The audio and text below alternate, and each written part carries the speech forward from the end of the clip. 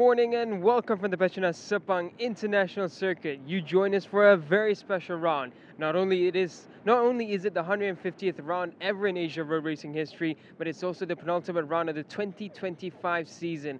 And this is where titles can be decided and titles can be lost. It's going to be a real important round. Starting off with the TVS, we're looking at the fight between Haruki Ono, Sarthak Chavan, and the hometown hero, Ramdan Rosli. Last season, it was drama for Ramdan right in the second race, and that lost in the championship. But what's going to happen this time? After this, we'll also have a look at the Underbone 150s. Husni Zainal Fauzi with a 78-point lead over Fahmi Bassam. Is there anyone that can stop Husni Zainal Fauzi? Because right now, it's a runaway lead at the front. And when you look at it, points-wise, he only needs a total of 50 points ahead of Fahmi going into Buriram to become the champion. So he could be the champion right after race one itself. If you look in AP250s, it's another really interesting battle. Fadil Arbi Aditama doesn't have that much of a lead. He comes back from Moto 3, so fatigue will be a question. But Kritipa Kunkum, Izam Ikmal, Murubil Vitoni, these are names that we're going to be looking out for. In the Super Sports 600, Adinanta Putra, it's second time a charm for him this season. He's in a better position than he was last time out, but in round two in Sepang, it was a bit of drama for him in the second race, a DNF. So will it be better fortune this time here in Malaysia? Looking at the ASB 1000s, now we actually have 6 riders in the mix for the title. That is, of course, after Azan Shah's brilliant win in Mandalika in race 2. And then we're going to have a look as well at Nakaren Atira Puvapat, Hafiz Sharin, Kito Abe, Azra Kimanwa, Zakwan Zaidi. There are so many names in the mix for the Premier Class. Anything and everything can happen. What's for certain, it all comes down to Sepang. And we're excited to see how the championship battle sways around. For today, we're going to have the practice sessions, practice 1, 2, and 3 for the top categories, and then the Underbone 150 and the TVS will have their 2 practice sessions. And then tomorrow we will have the qualifyings in the morning and race 1. On Sunday, we will have the warm-ups, the pit lane walk, and the final race of the weekend, race 2. So if you guys are around KL, around Selangor, around Sepang, come down to the Petronas Sepang International Circuit and join us for this awesome weekend of racing. Entry to the grandstands are absolutely free. And on Sunday, we will have the pit walk. We're excited for the action. The riders are getting ready to head out, and they are heading out as we speak right now. So I'll pass it over to Barry Russell in the commentary box.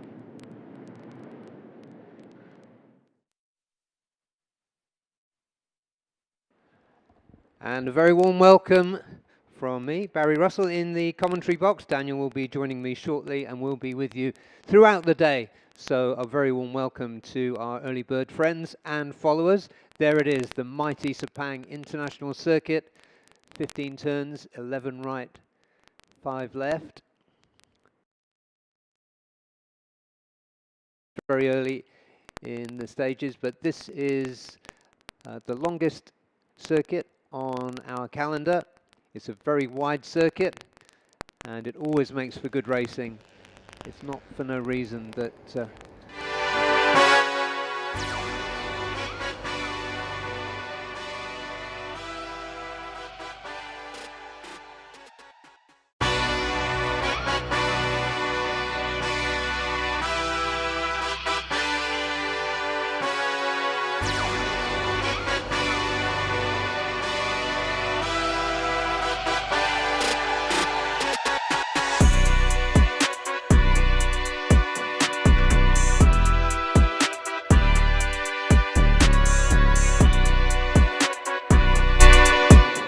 track.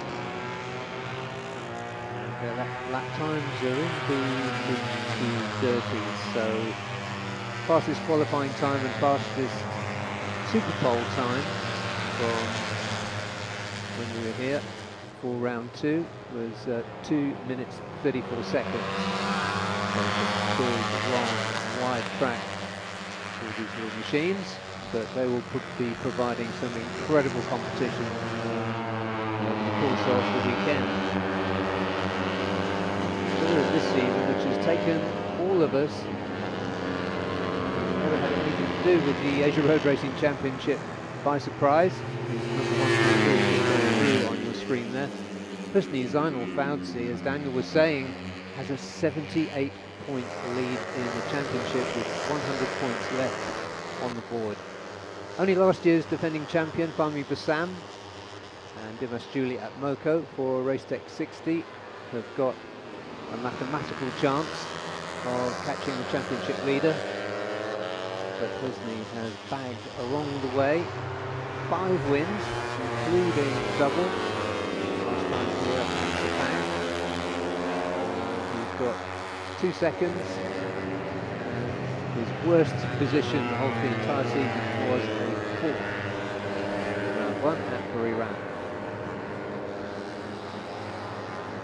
See them here on the outlap. The race control have called in some regulations to make sure that these bikes keep moving, because not so much in the first practice, but sometimes in second practice and qualifying, you do see some slow riding as the competitors try to get themselves in good track positions to launch a quick lap. But there are some really quite stringent penalties lined up for people who are riding too slow. Starting in this session, that means riders that have been here before need to be lapping no slower than 115% of their best lap time recorded here earlier this season. For subsequent sessions, that tightens up to 107% of their fastest time. So that rule has been very warmly welcomed by officials who put it together and announced it robustly, I would say, in the riders' briefing yesterday. I was happy to be in the audience for that. That was really a magnificently well-stressed ruling that's come in. Sure enough, we're seeing them get on with it now, as you'd expect. I guess in free practice 1. Daniel's back with me now. As you were saying, Daniel, as I just said, there's only 2 riders that can mathematically catch the runaway leader, Husni.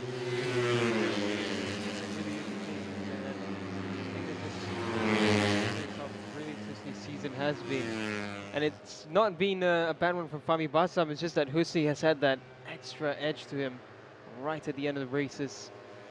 And even in Mandalika, where he didn't finish with a victory, he still finished with good point-scoring positions. Both of them did, actually. Yeah, absolutely. And teammate Gupita Krishna, who has suffered from injury more recently this season, but who also has a win to his name. So for the Maestro LFN team, it's been an absolutely unbelievable season. We've never seen anything like it in Underbone racing. That's a Cardinals bike being wheeled away there. Possibly a mechanical problem, judging by where the bike was. 145 on your screen there is Daniel Demar, replacement rider. So he's come in for Yamaha LFN HP 969. That team, the LFN team, Daniel just seemed to have a whole long supply of really quick Underbone riders that they're bringing in. None quicker than this one, going through the bottom of your screen there. That is Husni Zainal Fauzi. Team 1 for all running together there. Pirapong Peng. Number 23 just pushed in front of Husni there is Gupita Krishna. As we get our eye in for the leading runners and riders here. But out of 27 entrants, it's hard to rule any of them out for podium positions, with the possible exceptions of the Vosges machines that are still very much under development. Thinking about Underbones on Sepang circuit, what are the most crucial points on this track for Underbone? Underbone in Sepang. It's hard to pick one out. I mean, on these bikes, it really asks a lot from the bike. And for example, if you look at turn 5 and 6, it's just really high rolling speed, but there's not much that you can gain by doing anything differently there. I think if you talk about a single lap time, turn 9, 10, 11, that's always going to be crucial spots for making up some lost time, and getting turn 15 right with a rolling speed on lightweight machines, that's going to be crucial as well. Because if you look at turn 15, you think, oh, it's pretty straightforward, hard braking, turn it in, tip it in, get the gas on. But even on 250s, you have to think, I need maximum rolling speed because you don't have the torque on the exit. So I'd imagine it's even more so on the underbones. And such a wide selection of lines as well. I mean, literally wide selection. So much room on this Sepang International Circuit. There goes, good bit of Krishna. Number 88 there is Mohammed Febriansha, who's in for Team One for All this weekend. I don't think we've seen him in every round. It's good to see him here. Number 24 for Team One for All is the now veteran, although he only actually looks about 18, Pirapong Peng.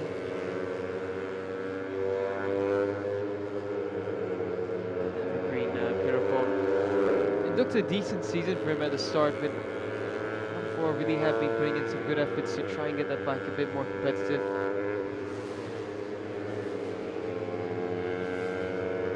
There's a good shot there at the exit from the final turn. The run up to the finish line, and then this incredibly tight loop for turn 1. Oh, is that why Yaji has gone down?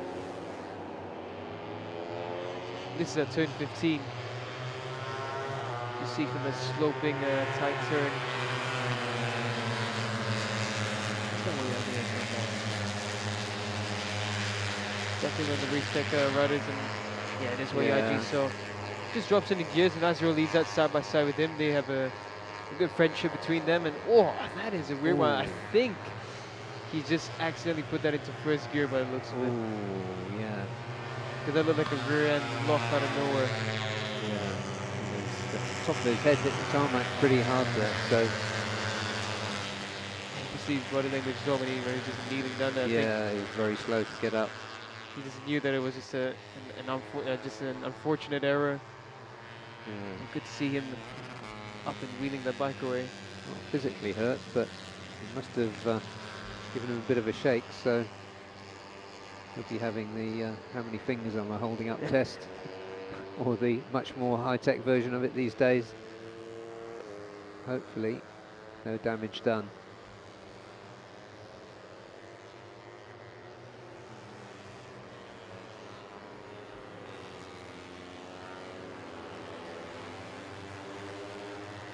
Pirapong, Gupita and Husni running comfortably together.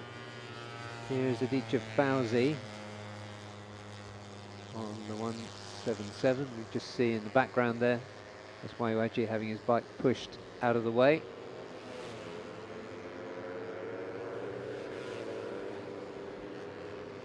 Aditya currently 4th in the championship, running with Kiki Sudaman.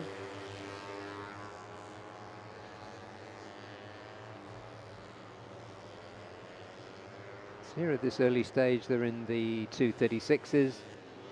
Probably by the time we get to qualifying tomorrow, ooh, Aditya does a little bit of grass tracking. And up an apology to his teammate.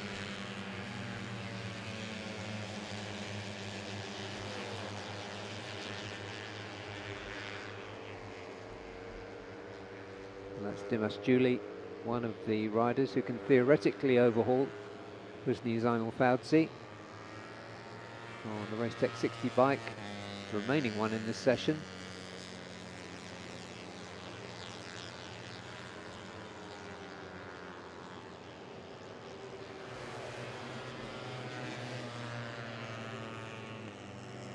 My mistake earlier, it's Aditya Fauzi actually 5th in the championship, not 4th.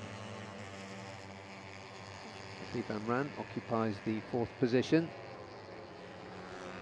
He's on 75 points to Husni's 178, so he cannot even theoretically win the championship. And goes Dimas Juli, the number 202.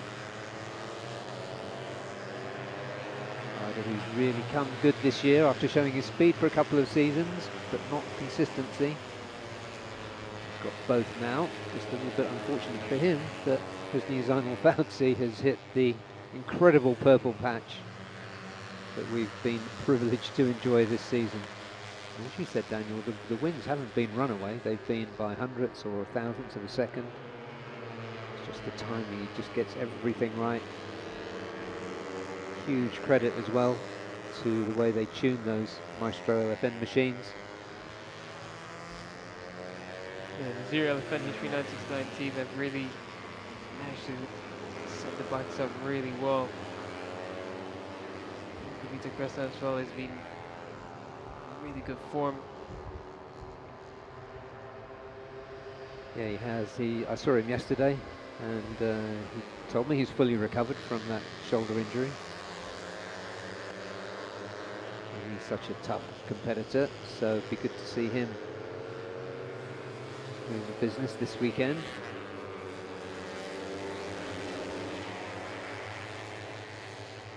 So, break time. And halfway through this 30-minute session, the opening one of the day here at Sepang International Circuit. It's the penultimate round, or to put it another way, we're starting the final third of the season, this being a 6-round, 12-race championship.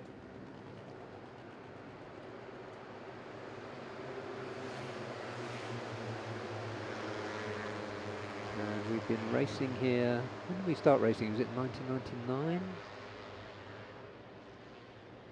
98 possibly. So a long history now of this circuit. Although it still feels like a modern complex. Number 13 there.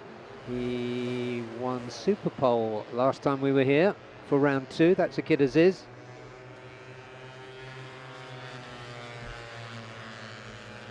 Alongside him, 2023 champion Nazrul Izzat. And Adib Arshad, also the number 27. In the racing, Nazrul on the podium in race 2 last time.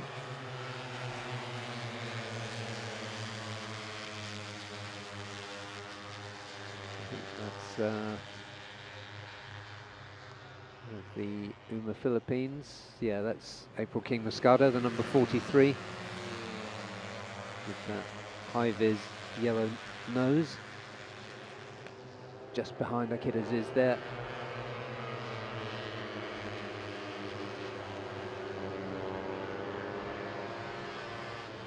Yeah, Kid with a bit of a train behind him. And they're not really getting past him, and now they're finally going to get in front, so it's Saidi there making a move on Akid. Good to see it's Saidi back. Yeah, it definitely is, because you know, we know he was quite badly injured and out for a long time. A prolific race winner in his day.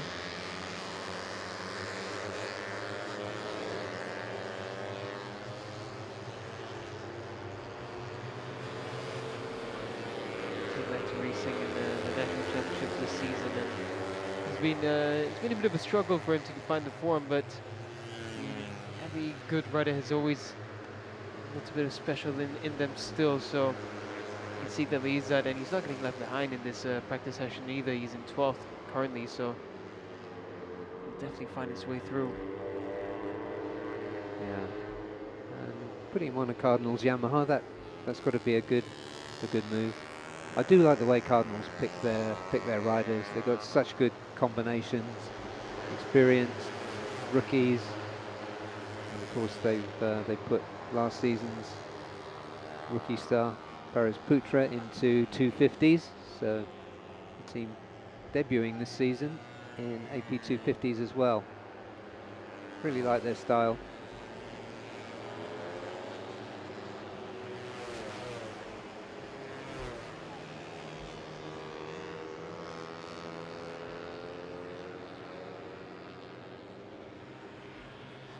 Shafiq Rasool as well, another one coming back into this championship, which is really good to see. He's with the Maestro NWN SEK Honda Racing Team.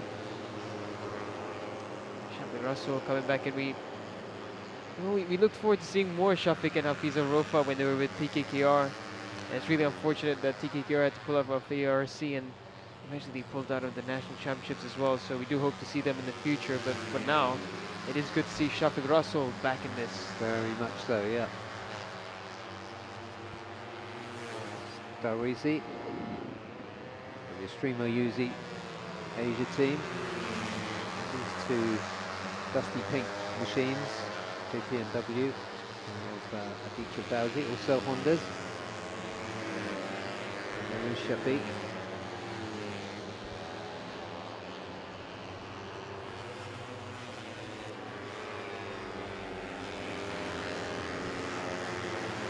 In colours there, Daniel, they're different to the other two Maestro machines, I think. Take another look. Maybe that's just for practice. There he is, the number 122, Shafiq. It's similar to the colours that they've been running in the national championship. So with Underbones, they were running this colour scheme as well. But in the 250s, they run in orange and black. In front of him, he's got some good riders, Aditya Fauzi, as well as Kiki Suraman and Charles Shazras. So actually, 4 Hondas that we have in this frame. So the most Hondas we've seen in one frame in a practice session, running together here in Sepang. I'll tell you what, Daniel, there's some quick laps being done here.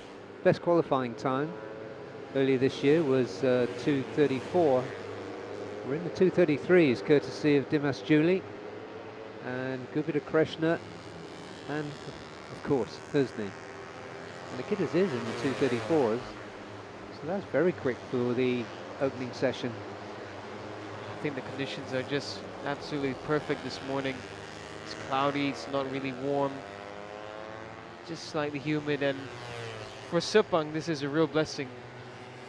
It's usually either end of the really hot weather or just absolutely torrential rain. So Daniel, are you sure you want to tempt fate this early in the weekend? This is Sepang. Nobody knows this better than you. It could change in just 30 minutes, that's for sure. What is that side he's gone up with at 235.6? Well, as we were saying earlier, it's almost like the cliche, you know, form is temporary, class is permanent. Indeed. Dimas, ever since that race win in Mandalika, I feel like it's unlocked something in him. It's like right after race 1, you just saw something different about him. And well, yeah, this season's over championship-wise for any chase, but for next season, this could be very good for Dimas.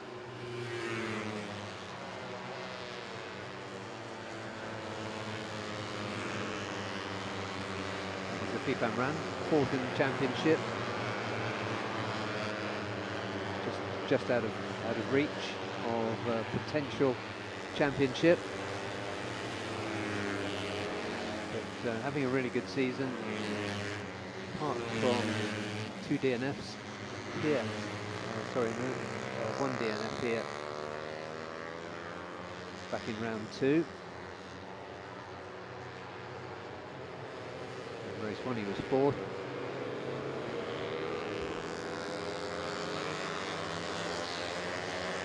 So some quick lap times being put down here. King Moscado also showing well. 7th quickest. Masato Fernando we just caught a glimpse of on our screen a few minutes ago. He's having a good outing, taken a few knocks this season. The veteran Filipino, Masato Fernando. Great presence in this paddock. He's full of energy and smiles and enthusiasm. Knock him down and he just bounces straight back up again every time.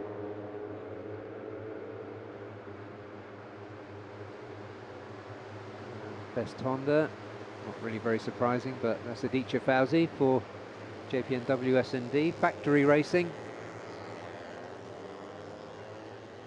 This is Farul Rashidan. He almost saved that. but that not was quite. a big one. And then, yeah, and he did get a hefty whack up the backside Oh, as he came off. very similar to Wayaji, but this one is even further back. You can just see he's just trying to get that rear tire slowed down, tried to correct the bike, and oh, yeah, in the end he did get flung over. But honestly, he did save himself from an even bigger high side. That, Yeah. even though it was a crash, I would say it was a good recovery in the end. Oh, we can see him just grabbing his wrist a little, so hopefully he's not too badly injured. Maybe just maybe a little bit of a strain from holding on to it. Yeah, definitely, with all that twisting. I didn't see it take a knock.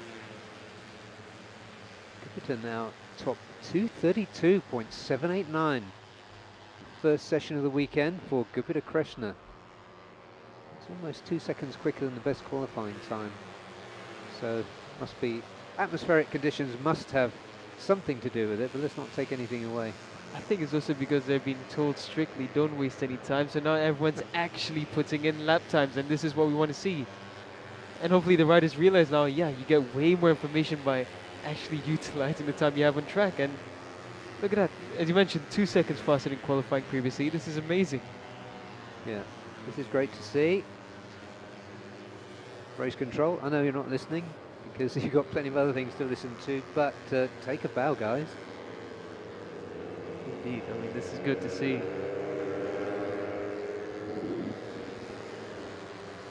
As Rolly's out there throwing his hands in. He's currently sitting P8. Fastest Malaysian so far in the practice one. His Zaidi was momentarily up into P5, but then a lot of riders started improving their lap times. A bunch of Hondas now riding again. Once again, that's Darwish. Darwish is another rider I'm really looking for a good result from. He's one of those rising talents from Malaysia once upon a time, and the Honda Uzi outfit have picked him up.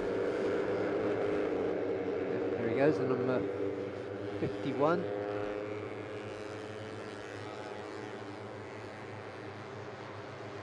'19th quickest. Fahmi Bassam, the still defending champion from 2024, is second with 2:33.024. So another incredibly good time.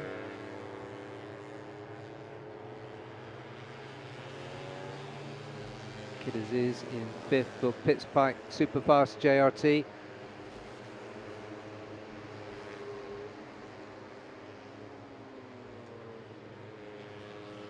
Is Farrell coming into the picture there, number 96, the Uma Yamaha, and right in the middle of that group is 2023 champion Nazrul Izzat, the number 87. And a rough run of luck this season. But in his defending season, a few things went against him, including mechanical issues. This season he's 9th in the championship with 48 points. 3 no scores, including 2 DNFs, contributing to that. And incredibly, only 1 appearance in the podium, which was in race 2, last time here at Sepang.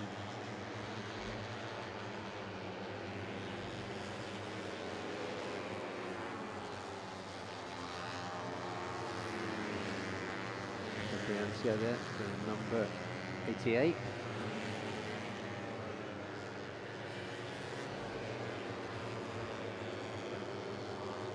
This is a really clean, quick session. There he is. This goes on with bouncy.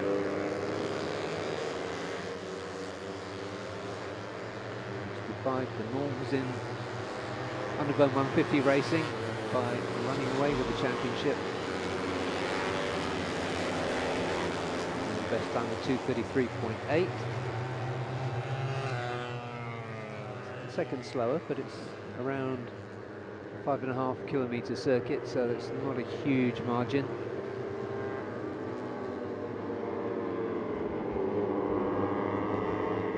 Those are all at 2:33.7.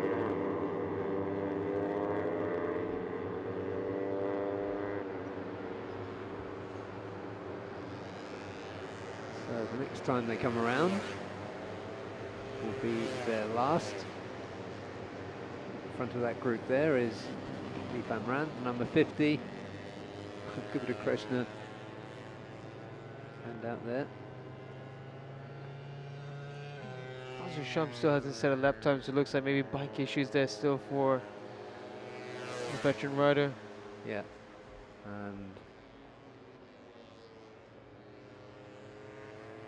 yeah, most of these riders coming in, so their race is done, but very good session. Everybody getting down to work, getting the times in. And that means the teams will have a lot more useful data they can work with for the rest of the weekend. There's Dimas Julie, 2:33.2 for the Indonesian. There's Tech 60, his teammate and team owner indeed, Waiwaji Trilaksana. Had that crash and a bit of a worrying landing. One rider just coming out to do one final lap. I think that was April King Moscado, but most of the field now have called it a day. There's Shafiq Rasool, or Maestro.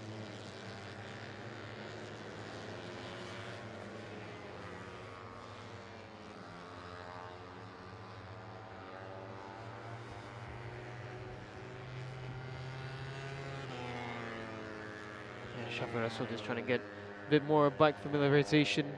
He's been riding Yamahas for quite a number of seasons with TKKR, so it's gonna take a bit of time before he understands this bike a bit better. I noticed something that the SEK outfit have put on a new muffler on that bike. That's a much more significant muffler than you usually see on Underbones, and I suspect for Sepang that would be, well, with older racing knowledge, a longer muffler gives you better top speed, which is what you want in Sepang. You're going through turn 5 and 6, you're probably through gears 5 and 6 anyway, so it's really that final drive that's going to matter. And you can see there, it's a proper muffler. It's almost a 250cc style muffler. So Shafiq Rasool there just getting a bit of quality time with the new Honda. Yeah, best lap of 2:37, so he's getting there. It was a 2:44, but that won't trouble. Referring back to the lap time limits, that won't trouble those. So we are a very familiar view there. And here are the results, and some very fine results they are. Into the 232s with a 232.789 was Gupta Krishna Wardana for Zaya LFN HP 969. Fahmi Bassam, still defending champion for Yamaha LFN HP 969, was second quickest. Then it was Dimas Julie at Moco, Nazrul Izzat Bahudin for Uma Racing. It was Nizam Al-Fawzi for Zaya LFN, fifth. 6, Akid Aziz with a 234.2, Pirapong Nui Bumpeng, Team One for All, 234.2, and there was a 234 also for April King Moscado. Afifan Ran for Pitspike Superfast JRT was 9th, 10th Aditya Fauzi, JPN WSND on the Honda. Izzat Zaidi, welcome back, he did a 235.6, Daniel Damar for Yamaha LFN, 12th, 13th, Hafiz Faril Rashidan, and 14th Shawar Shazras. And then jumping to 16th, Adib Arshad for Uma Racing was 16th. 17th Kiki Sudaman on the JPNW SND Honda. Waiwaji Trilaksana after that unfortunate crash, 18th. 19th Ahmad Dawish, Ahmad Zahir for Extremo Uzi. Shurat Sauki for GG Galak Racing Team. AJ Sobretoro for Uma Racing Philippines. 21st, 22nd, Shafiq Rasool on the number 122, getting himself acclimatized. Fabriansha for Team One for All, 238 to place him 23rd. 24th, Afizi Supat and his teammate Tengu Amarol for Vosges. They were in 240, 242s, and there was a 248 recorded by Curvy Emmanuel Bagania for UMA Racing Philippines. No time recorded for Fazrul Sham. Hopefully he's okay for Cardinals Racing. So we're going to take a 5 or 6 minute break, and when we come back we'll be taking a look at the AP 250 class. So stay with us. We're at Sepang International Circuit for round 5 of the 2025 Idemitsu FIM Asia Road Racing Championship.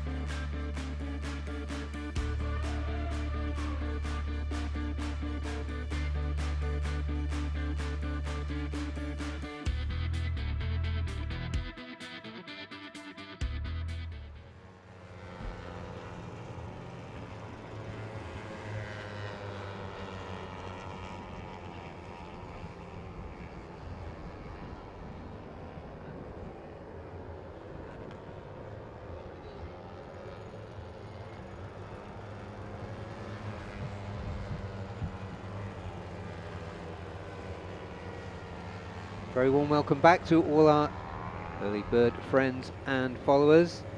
It's Friday, we're at Sepang International Circuit for round 5 of the 2025 Idemitsu FIM Asia Road Racing Championship. We are delighted to be here for the second time this year.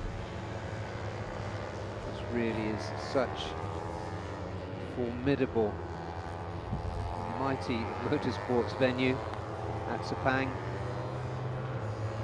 More than 25-year history now. The place always feels modern, up to date. It's an extremely well managed facility. On your screen there, the number 93, not wasting any time at all, is your championship leader. Bit of RB Itama for Astra Honda. The much storied and vaunted Indonesian outfit. It's had so much success, especially in this class over the years. Also applying their trade in the bigger engine capacities as well, including ASB 1000.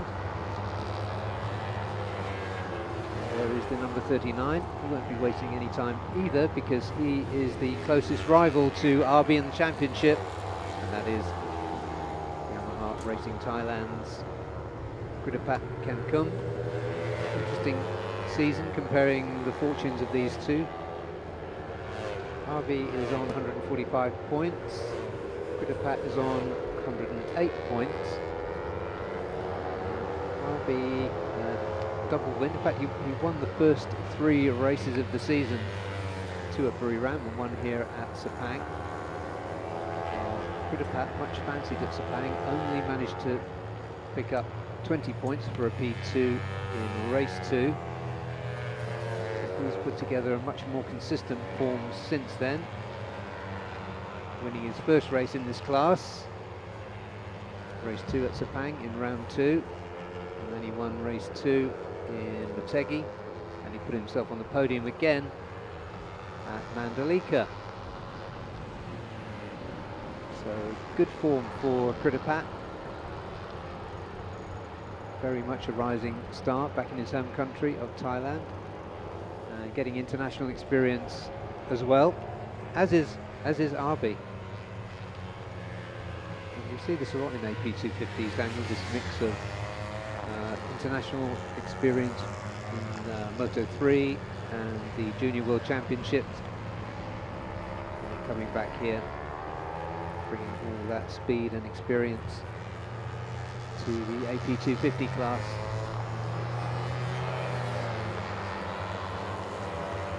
Those two are winning our attention at the moment.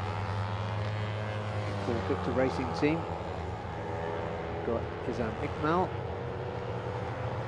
We've also got Murabul Bitoni. Very, very close. So with Kridapat on 108 points, 4 points behind is Izam. Murabul just 2 points behind him. So 6 points separating P2 from P4. Pittsburgh recently time and set in a decent one, 27.2 on the first flying lap. It's not bad at all from Pittsburgh.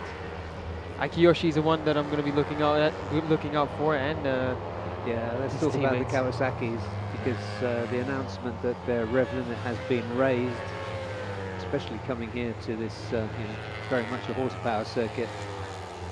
And Buriram as well after this. Yeah, indeed. So I think it's good that it's been done, because the Kawasaki needed extra RPMs. Of course, it was equalized initially to make it level, but we did see them struggling a bit more than we did in previous rounds. So now with a bit more RPMs to play with, we should see a much better fight from Aiki and Andy Fudley. Yeah, going back to last season, as we were discussing off air a few minutes ago, it was last season that Akiyoshi got tantalizingly close to winning in both races at Sepang. And I can hear the Kawasaki in the background there. A magnificent scream from the cylinder R25. Yeah, I'm just going off the noise. It sounded a bit better. I think it was just screaming a bit better, and that's that was my reaction to it. It was just really nice to hear that. Another couple of thousand RPM that I picked up there. You know, you can just hear it. It's just squealing across. It's such a good noise. Yeah, apologies for the motorcycle nerdery, but Absolutely. And we've got a fantastic commentary position here at Sepang, which is another selfishly good reason to be here. We're right by the timing board, just beyond the finish line. So we really do have a fantastic vantage point for listening as well as seeing.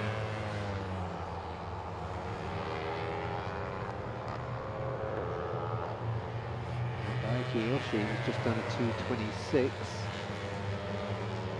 He's on another quick lap by the look of it. 2:26.7 for him. Just a little bit quicker than Pritipat. And Chao Vietnam, who does go well here, he's third quickest on a 2:28.2. He was pretty anonymous in Mandalika at the end of August. Hopefully back to form now. 2:28 for SDG Hart Pro. Check up Sublaya. 2:28.5, so good form from him. There is Zam Iqmal. Victor Racing Yamaha. Zam we saw on the podium twice here, 1P2, 1P3. And he followed that up at round 3 in Motegi with a win. Last time out at Mandalika he scored a P6 and a P2. So very much in the hunt with 104 points. Oof. And getting pretty much out of shape there, but he didn't, just managed to stop going over the high side. Final turn.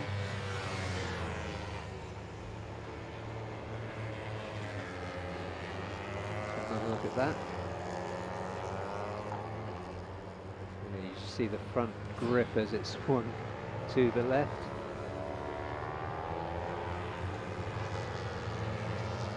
Well managed.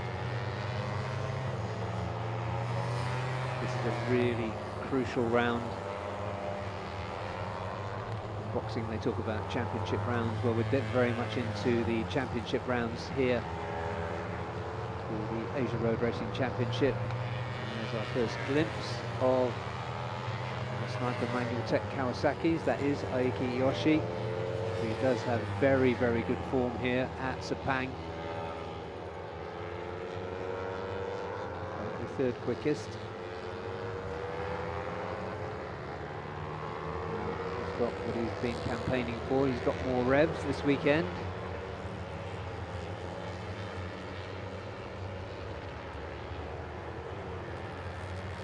Good to watch Yoshi's sector times as well, because on the more flowing parts of the circuit that should also be good for the Kawasaki's.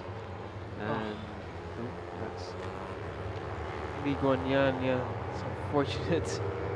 The chain coming off there, and that's always something annoying that happens every now and then.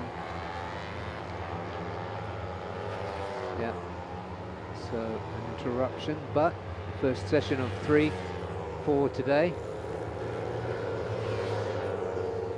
Chandrahun 1 going through there, the number 88. 37 is Aiki Hiyoshi, who really thrilled us last year here at Sepang. And this time he's got more revs, so really can't wait to see what he's going to do with it.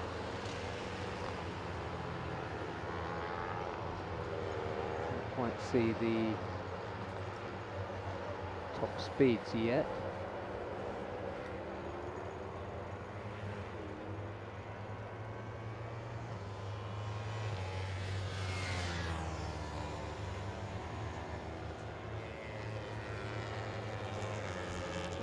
2:37, 2:26.5. Best time so far. 32 going through for SDG. Jacob Sablaya. Made a good start to this session.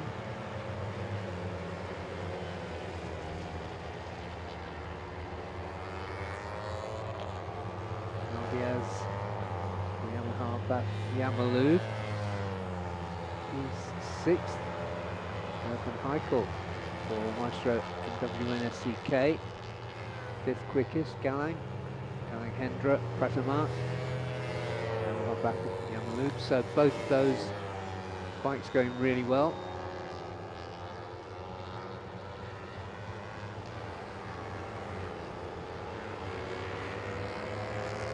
Stay there with Kiyoshi, currently 0.88, off the quickest time of the session.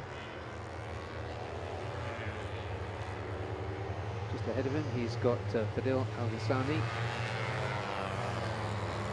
That's an interesting mount because he's with the TY Antares racing team, so don't be fooled by the colours. Red bike is a Yamaha R3. TY Antares, who have really been pushing themselves up towards the leaderboard, including a pole position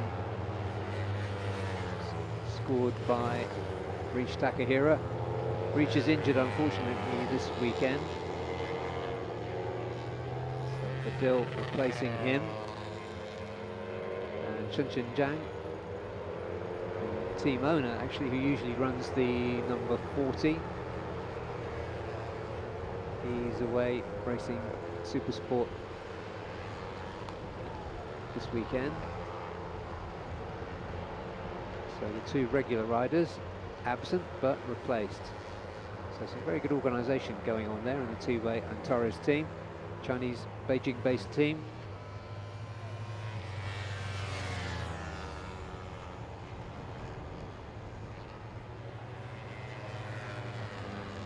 Kiyoshi having a very good look at that two-way Antares Yamaha. Daniel Shami, number 57, goes through.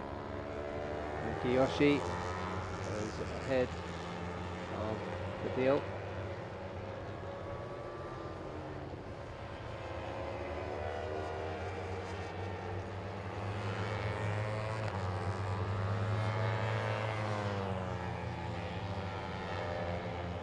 So RB and Kridapat still occupy the top two slots.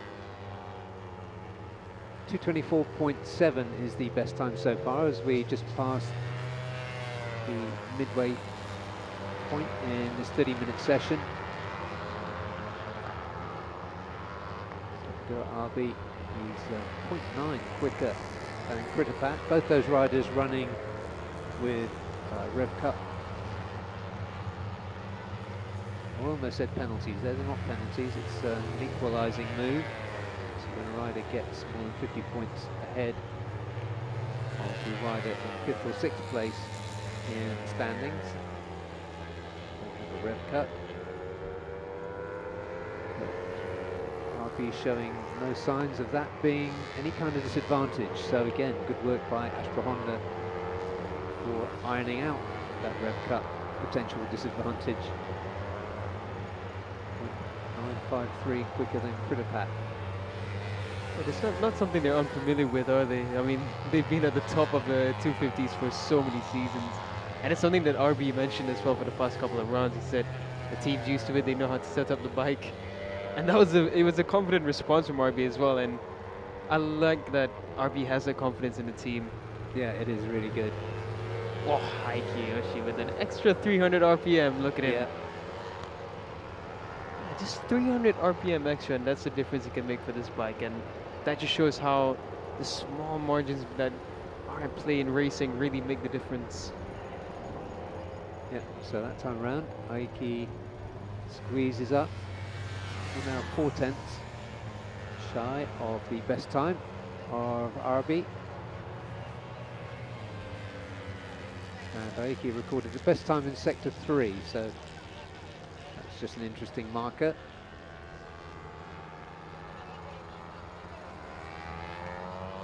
flags waving around there. Red flag right now.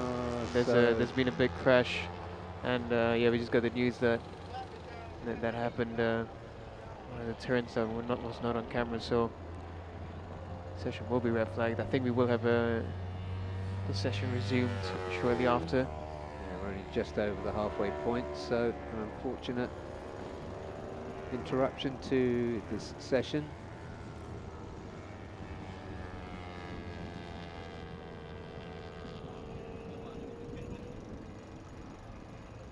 So that means the riders have to come gently back into pit lane. So on this very long circuit, that does take a while for the riders to come back at low speed. It's Izam that's Yeah, there you can off. see the number 124 there.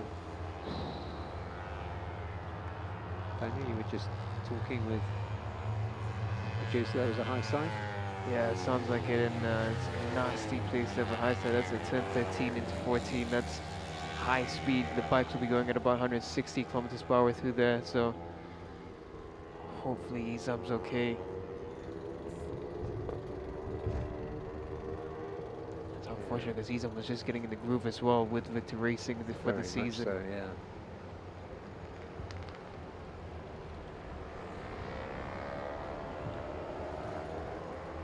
So red flag for now. So there might just be, well, we don't know what's on the circuit. If that Yamaha spilled oil in the crash, then that will obviously be a longer delay. You can see just at the top of your screen there the field coming in. 27 riders this weekend in the AP 250 class. So as always, a very, very big field.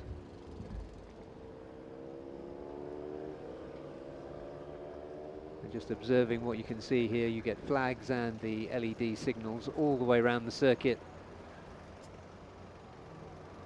Sepang.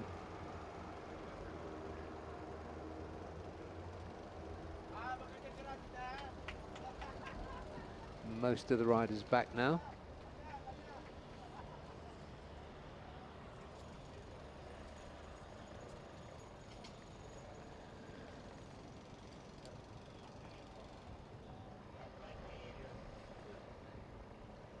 So we're trying to get an update just of, we're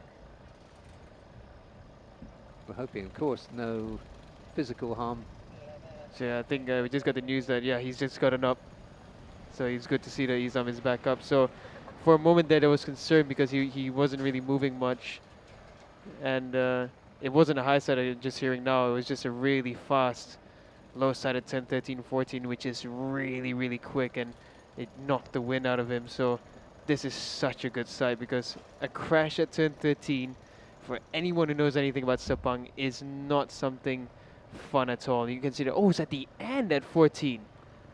That is bizarre. That is absolutely bizarre. Yeah, that really knocked the wind out of him. He did look a bit groggy getting on the back of that scooter. At the end of 14. That's just weird. I mean, the only thing I can imagine is that he would have gone on the rumble strip, because it is a really bumpy rumble strip, and just tumbled over. But because initially what I heard was turn 13, which, yeah, understandable. You're going fast left, fast right. Right. Oh. There he comes, the Malaysian on the back of that scooter. But yeah, hopefully he's just winded.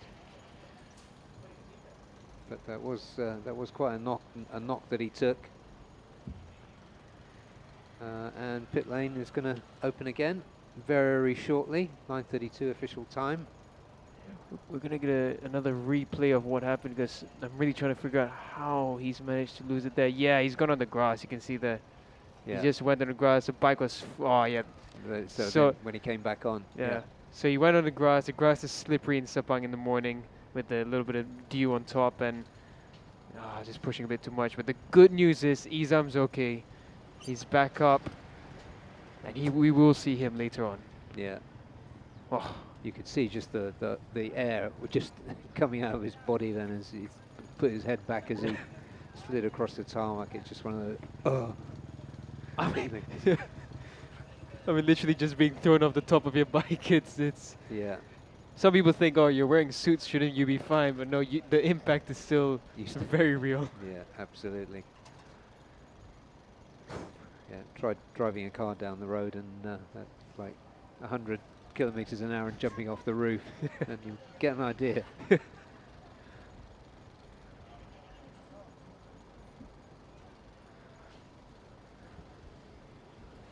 So all's well, no spills on the track, so able to resume quite quickly, and we've got 13 minutes remaining. Hopefully we'll be seeing Izan back out. We've got 2 more sessions for the AP250s later today. And then of course qualifying tomorrow morning.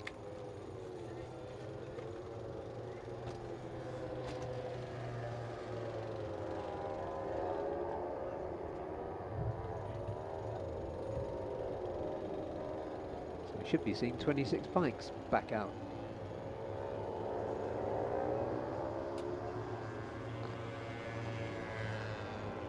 So it is on the timing screen stand now. Championship leader, RB Aditama for Astra Honda, on top by 0.4 from Kawasaki of Aiki Yoshi. Half a second back from him is Kritipat Cancun for Yamaha Thailand. Uma Racing, Daniel Shami, 4th quickest. That's good work too. And it's Galan Hendra, Vino Brittani, Arthur's teammate. Then Erfan Heikel 7, Aldiaz Axel 8, Xavier 9. Well, Izan was 10th quickest.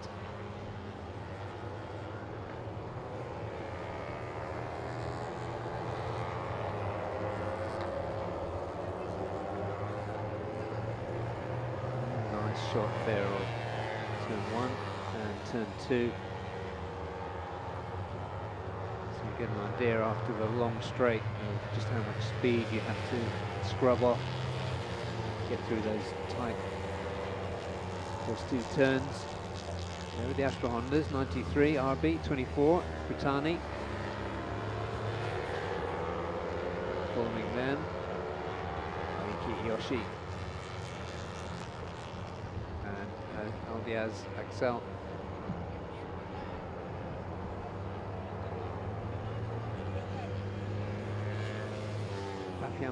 Yamalu doing really good job here. Well, here I mean in the championship. Galang 5th on 76 points. Seen on the podium just once, but that was here. Sepang.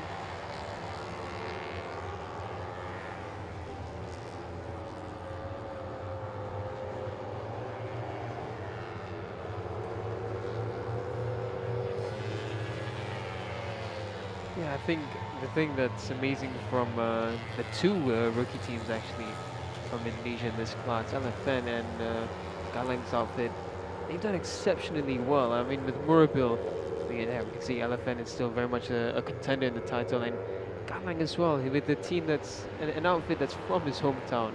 They set it up last minute. He was supposed to be bound for World Championship duties, and last minute had a switch of decisions, and he's come here fresh, and he's done an exceptional job. I mean, quality rider, and to build a team around him, make them competitive immediately, it's impressive. Yeah, it's a big ask and big achievement, even if it just stops now. Indeed. It's incredibly well done.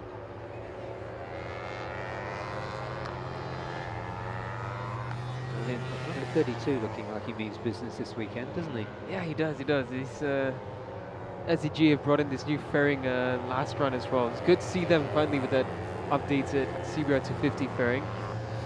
And I think they've put a few things together for the 250 machine and outfit. So looks like they're slowly getting things together, and you would never doubt SDG either. I mean, they've been brilliant in all the other categories, so it's about time that the 250s showed up in the same way. Yeah, you would expect it. A bit distracted by the tire marks of that. Yeah, there's a collaboration between SDG and Honda Racing Philippines, not just for this class, but also for the ASP 1000s, where their rider leads the championship. More of that later, because that's incredibly tight and gripping thing that looks like it's going to go all the way down to the wire in round 6 in Buriram. No, just looking at how the tire marks are left, because there's a brand new tire mark that I suspect it's from a test that happened recently a few days ago here from HRC. Some proper rubber just tattooed onto the Sepang circuit.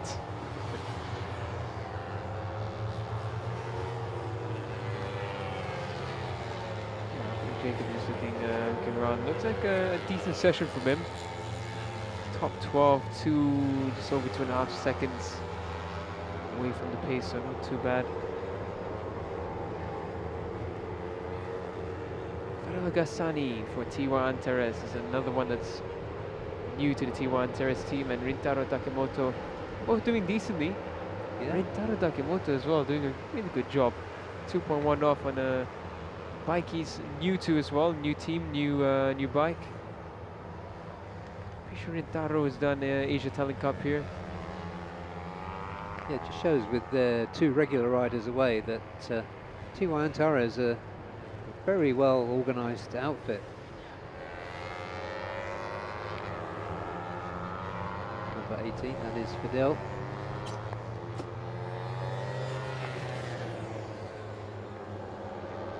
So we've almost seen them on the podium a couple of times this season with Rish Takahira.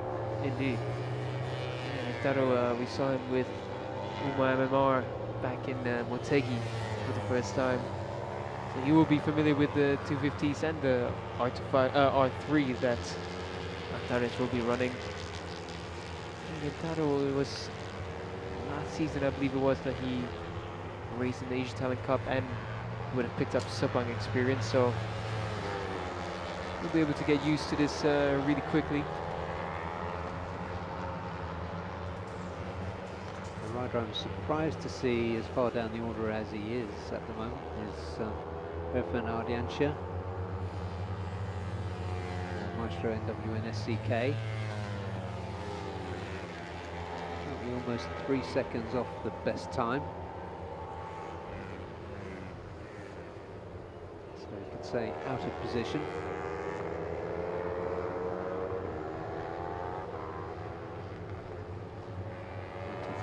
Peels in, Ed, Shami, 57.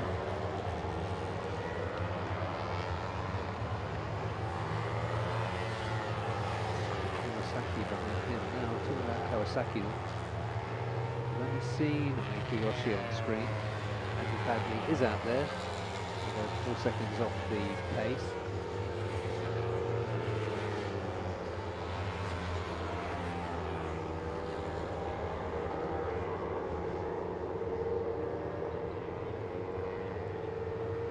Shot there of the different lines that can be taken on this very wide circuit.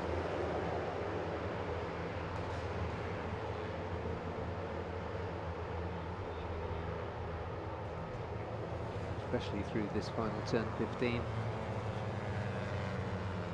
All very gentlemanly this time around. There's got another 2 laps to go, 3.5 minutes left on the clock. They'll get another 2 flying laps in, assuming they want them. 24 is Davina Brittani, Grashra Honda at the front. 157, championship contender Maribel Vitoni. OFM HP 969. And you're currently 1.3 seconds off the top. expect him to improve. High court is your number 21.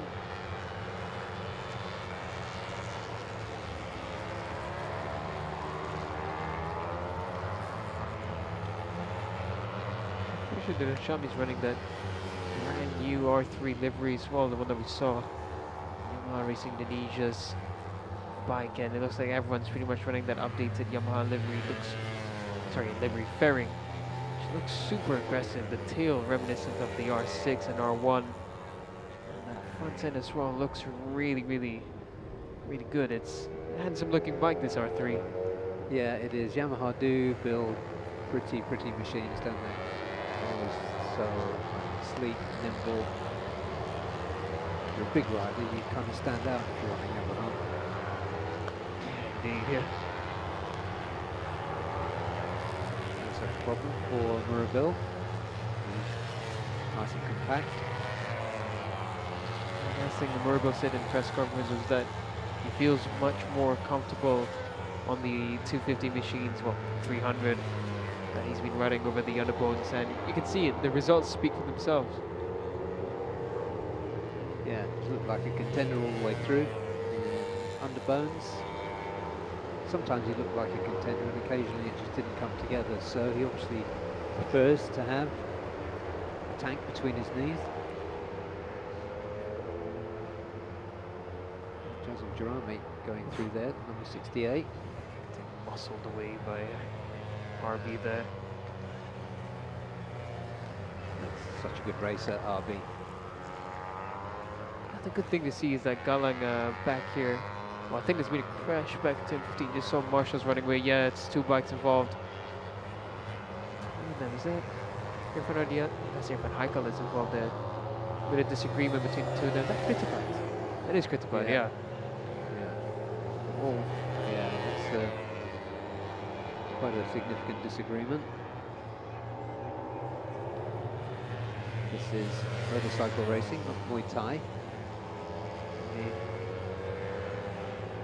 Just gonna mention earlier, good to see Galang back because he did have a big crash back in his local series a few weeks ago. He had quite a decently long road to recovery. I think it was about a month that he was sidelined. He'd been practicing in his almost backyard back in his hometown. So Yogyakarta. It's good to see him back on. I wonder if he's 100% fit. From what I've heard, it was quite a big crash for him. And it's good to see him back out. Very much so. Having a push in the late session, these two Astra Hondas. I think Fadila trying to help Davino out, and it's working very well. Up in the sixth is Davino Brittani. Davino has been busy with Asia Talent Cup duties as well. What a nice little mentor session for him with RB and Sepang.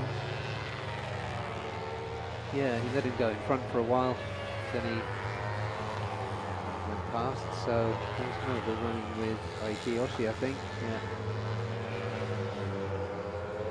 Oh no, it's Andy Badley. Yeah. And it's Dennis Shami actually, yeah. So Dennis Shami and Andy Fadli getting into grips with things.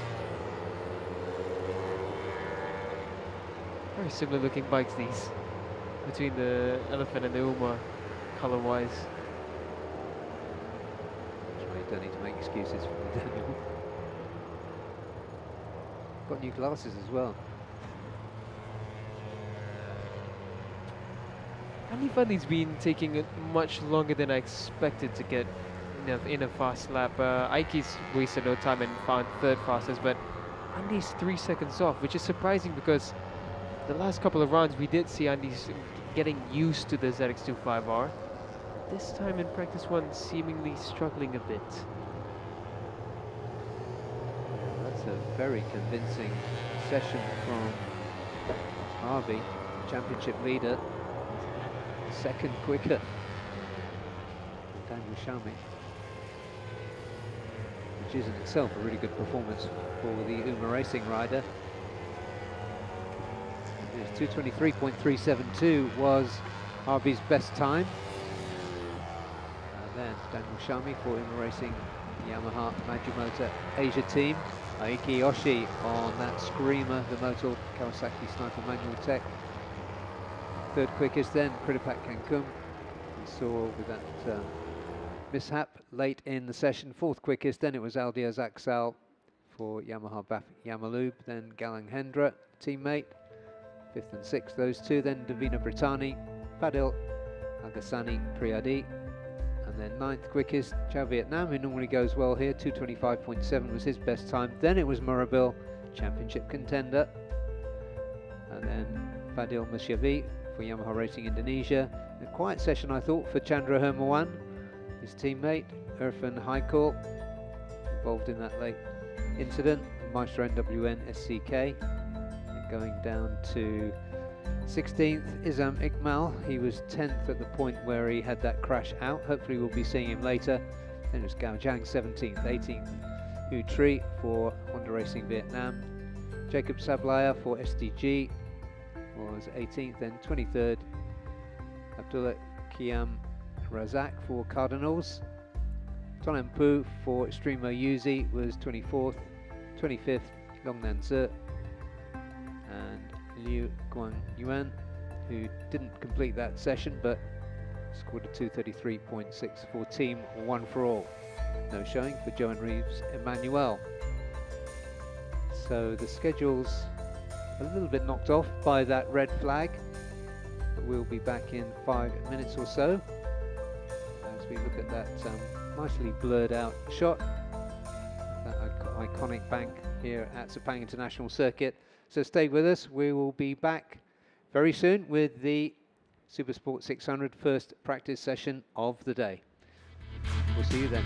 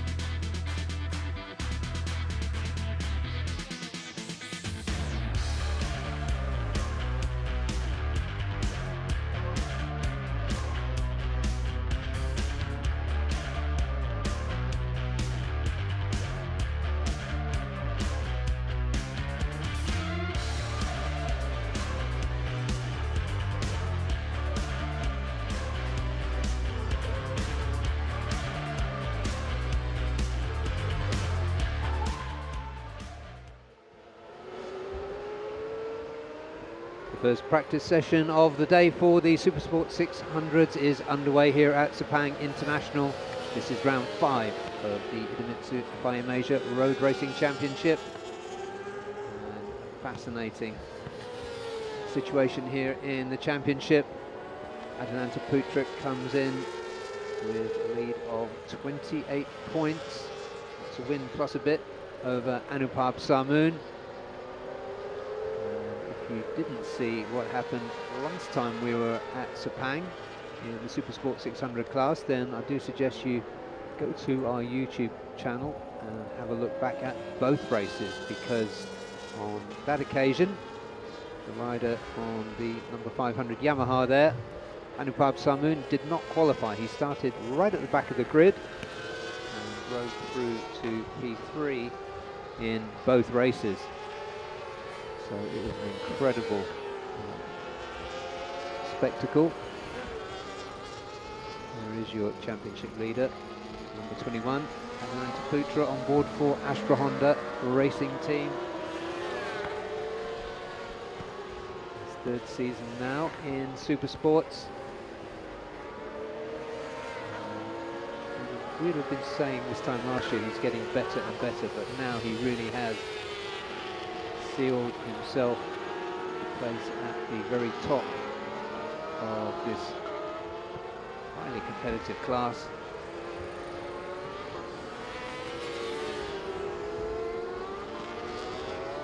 No wildcards in this weekend.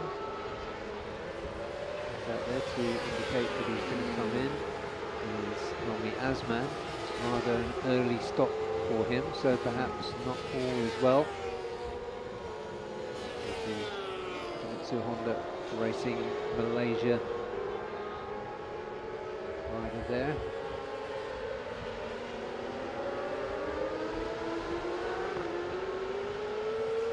Number 31, Tanat Long Piao, he goes well here at Sepang. That's for Honda Thailand Racing Team. Behind him, Compatriot. Very much a rival. On the Yamaha is Anupab. Anupab, the more experienced rider. Number 20, behind him is Jakrapat Pudisan.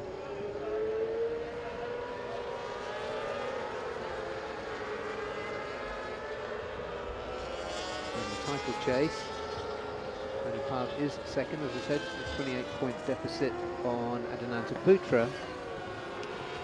But just 1 point behind Anupab is Kazma Daniel, who's at his home ground this weekend. So that is going to be a really exciting situation. There's Team One for Alls. German rider Rocco Sessler. Rocco's picked up 44 points during the course of his debut season. We saw him win here at Sepang last year in the TVS Asia one-make championship, which really was a breakthrough moment in the now 16-year-old German's career. He's making a good debut.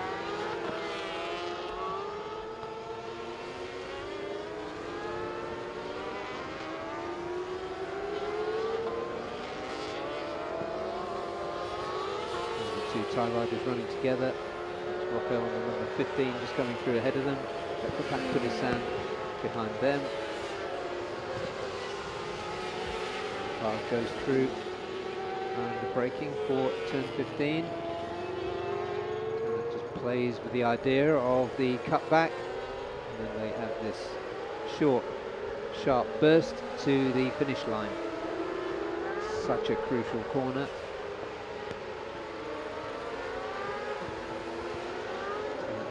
Look,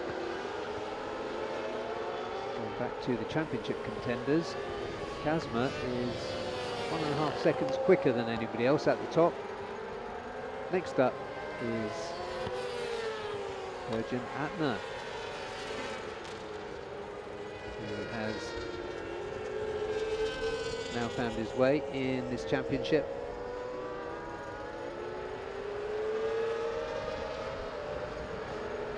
so good to see him last time out in Mandalika.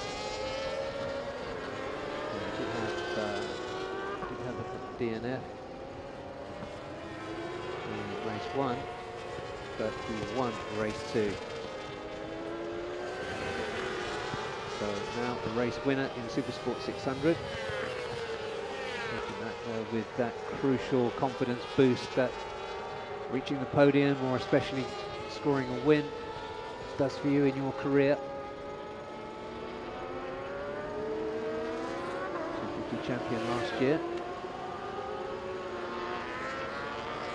Danica making a decent showing. He's just put himself second quickest on the 2:11.216.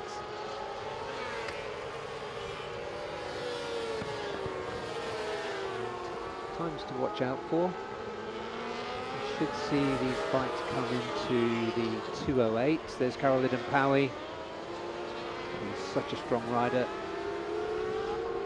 Quite earlier in the season, it seems to be coming into form now. And again, another rider. So many strong Malaysian riders here at Sepang this weekend. He's just lowered his time into the 2:09s, 2:09.976. Super Kip, the rider on your screen there, the number 44, Idemitsu Honda Racing Malaysia, 2:11.2, 1.2 seconds off Asma's time. 46 going through there was race winner last time out, Legend Atna Firdaus for Astra Honda. There goes Kip. Turn 15.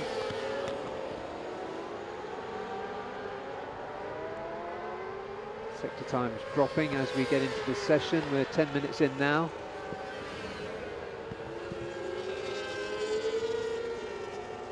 So the riders have now got 3 or 4 laps under their belts, except for Kazma. He's only got 2 flying laps in. Wayu Nugroho, number 89, another rider coming through so strongly in this category. And I think that was McKinley Carl-Paz just behind him. It was number 23 for Hong Yong Yamaha, Wayu Nugroho on for Yamaha Racing Indonesia. So good to see Wayu coming through strongly. Scored second places in round 3 at Otegi, in race 2, and in race 1 at Mandalika. Wayu converting his promise into points. Number 89, McKinley Carl-Paz, always threatening as well later in the race as well.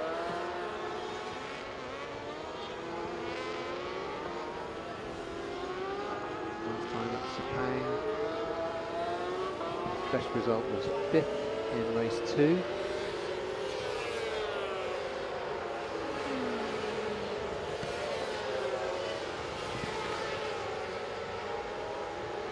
Sorry, 6th in race 2.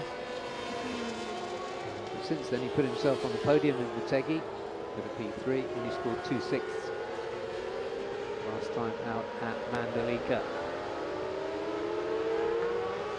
Carl-Paz, Filipino hero, as a lot of their top athletes seem to be. Really strong support back home in the Philippines. Really enjoying his racing.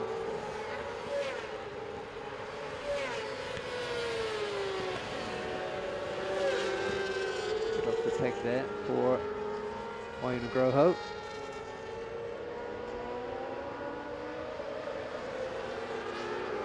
Run down this all-important section from 14 to 15. Getting out of shape there on the entry.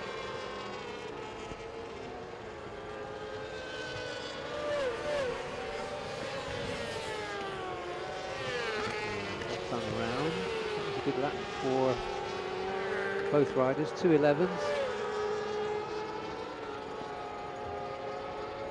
Improving all the time, but Kazma is out again, and looking promising. These first two sectors and a very fast sector 3.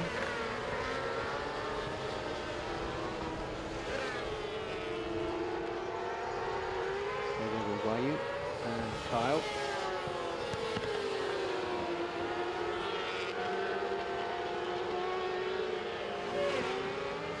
Asma maybe about to improve his quickest time. No, he didn't. So a little bit slow through the final sector. The Malaysian, of course, who has stepped down from Superbikes to Super Sport for this season, putting himself in contention. He hasn't quite had the consistency that he's probably capable of, but he's been on the podium 4 times. That includes a win and 2 P2s and a P3, and Helmi Asma getting all out of shape there. Just adjusts himself as one might after an incident like that. So, take a few deep breaths, compose himself. He does know his way around here rather well.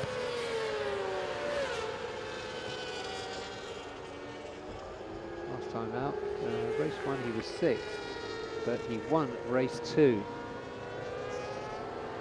Convincingly, actually, by more than 2 seconds from his teammate, Carolyn and Powie. Just going through there on your screen was the pink helmet of Kazma Daniel. 9.9 is the target that he set the rest of the field. Taking another look there at Helmi's moment. So the rear comes round, tries to throw him off, and yeah, that would have shaken him up a bit. Almost strong enough. He hit the tank then. Could have set off his airbag, but it didn't, mercifully.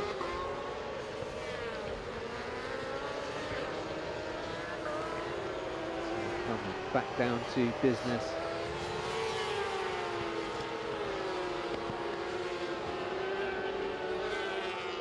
Needs to get a few laps in. More than halfway through this session, and we haven't really seen much from him apart from that moment.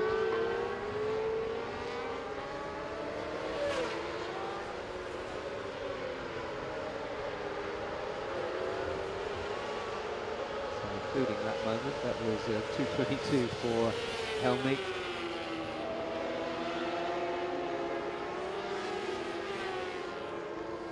Championship terms, he's currently 6th, and you would expect, given his quality, for him to be a little bit higher. But he's had a few incidents, finished every race, but some of those have been recoveries. He'll be looking to shine at Sepang this weekend.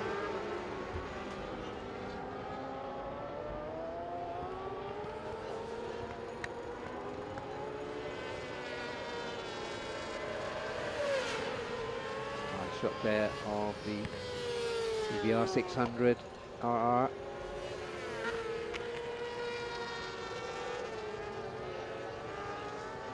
Unsurprisingly, Helmi improving his sector times.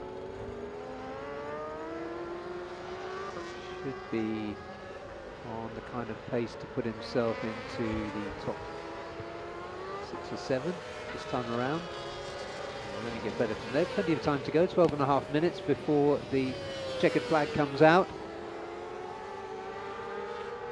Kazma Daniel with that early 209.9 remains on top. Then it's Adananta.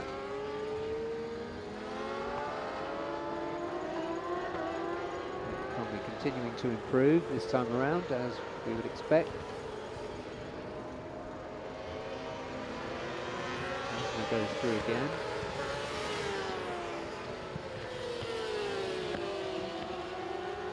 Could be another decent lap for Kazma. Let's see.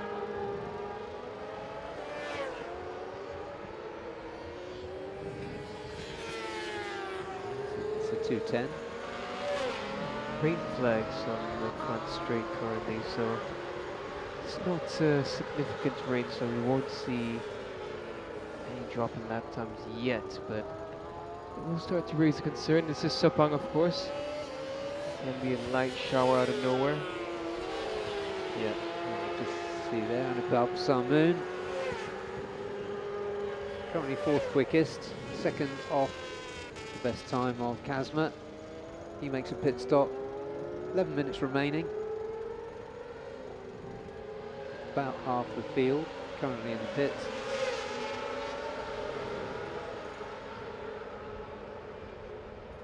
Let's see, we can't see any drizzle on the cameras yet.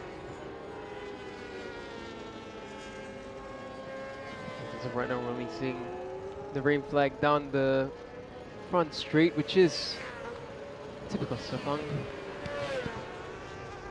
Yeah, and goes Xiaojun Tong. Showing up as is his custom on the Victor Racing R6, while a lot of the field is in the pits.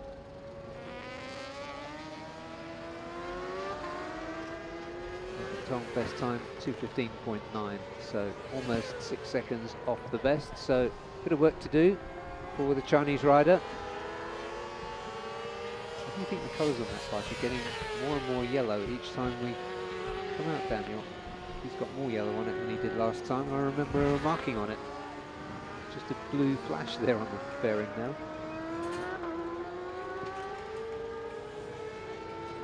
To make sure that we spot him easily, and it does look like a bit more yellow on the tail actually. Yeah, he did get more yellow last time, and they've done it again. Seems to be working for them. Yellow wheels as well.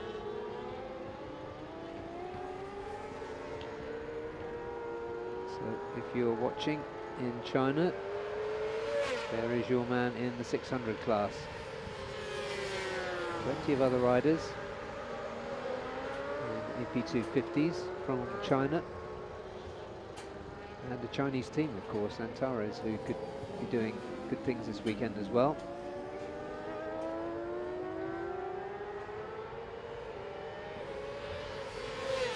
Relatively late pit stop for this field.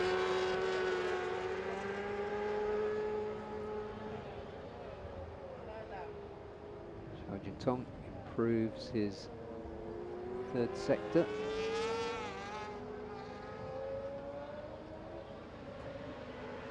So doing some good work. The 250 rider, Victor Racing's 250 rider, took a knock in first session for them.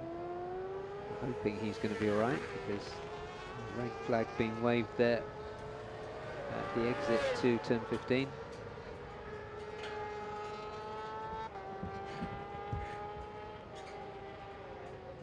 Remaining, and that looks like an Astra Honda going to return to the track. That is Herjan Atner, last time out race winner, first time in the class. We were delighted to see that in Mandalika.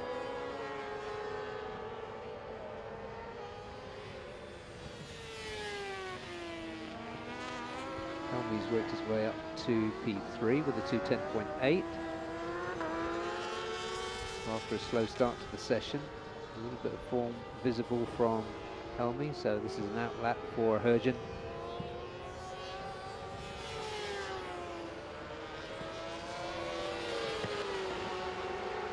He's a tall rider, Herjan, isn't he? It's amazing thinking that this time last year he was on his way to winning the 250 championship. Been riding with, you know, that kind of physical size, plus the rev cut disadvantages, just again underlines how good he is. Indeed. Yeah, that win in Mandalika, you'd have to imagine that was a breakthrough moment for him.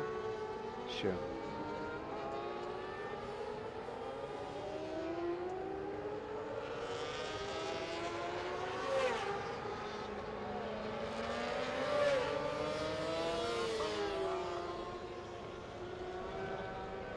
Yeah, his best result before that was a 7. And then a win. So,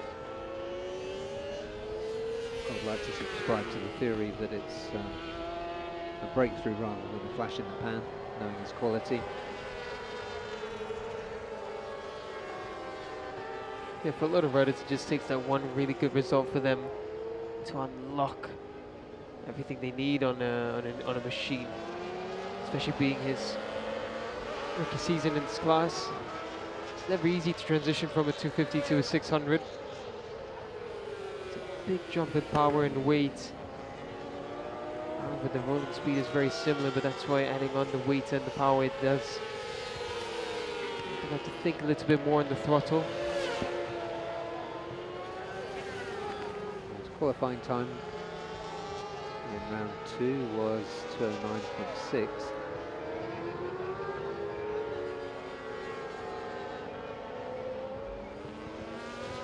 So you would expect these times to come down. Assuming the weather doesn't get any worse, and with the smoked glass it can be a little bit difficult to tell, but I don't think the sky looks very threatening at the moment. It does? Yeah, it does. Our position here, actually, it's if we look on the other side, it is quite gloomy, but it's something you just never know. I mean, I remember being here just earlier this week, and it looked exactly like this, and we thought, okay, yeah, it won't rain, but sure enough, give it about an hour, and it started pouring heavily. So we're just waiting to see if the wind picks up. If the wind picks up, then we're in for a bit of Sepang drama. Sure. You just never know with Sepang. As you mentioned, I mean, you wouldn't think this is threatening, but Sepang's always brought a bit of drama. Rocco has just gone up into 9th, big improvement for him. And looking at the times, yeah, you would think, okay, that's second off. If you just remove Kasma from the conversation for a second, and everyone else is really closely packed. Yeah, they are, which is often what we see. Kasma's done 7 laps. I actually haven't seen that much of him on the screen, but he has been getting the work done. Tell you what, this is actually the fastest. This is the fastest practice lap we've had in the Supersport 600s. 2:09. The previous fastest lap of practice was Akiba Wongtananon last season with a 2-minute 10.4. So Kaspa's gone nearly half a second faster.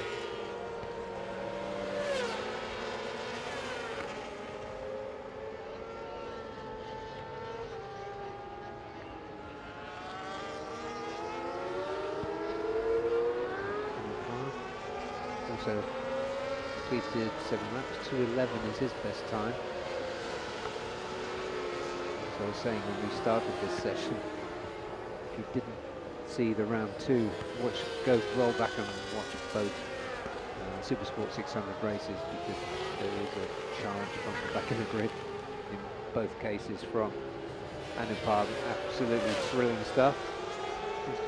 Groho running with championship leader Adinanta Putra. Indonesia versus Astra Honda.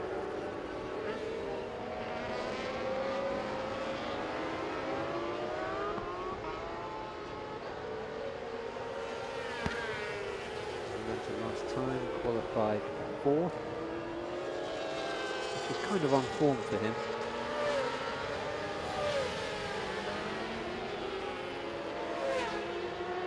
Of course, he does really come through in the races.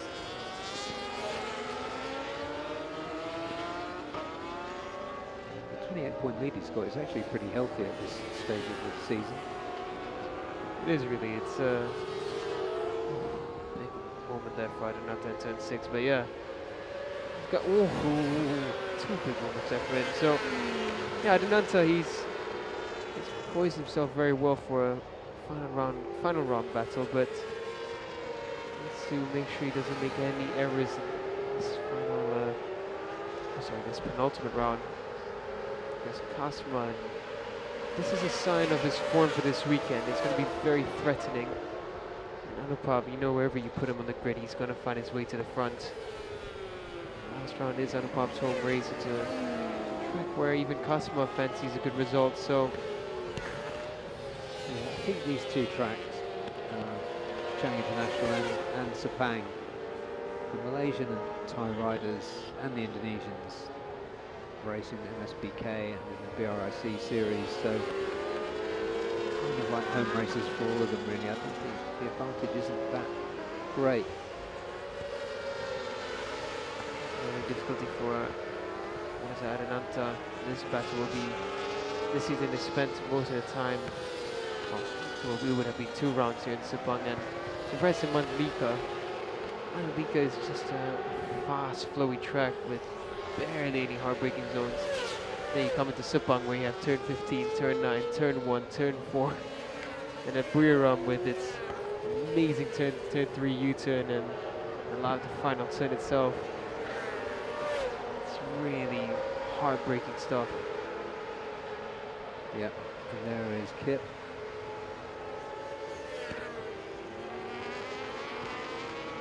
Only 4th quickest. Second off Kazma. And Razor Danica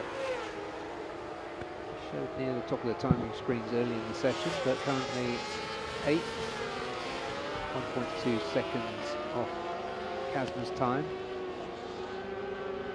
which means 0.8 off Adananta's time, who's P2.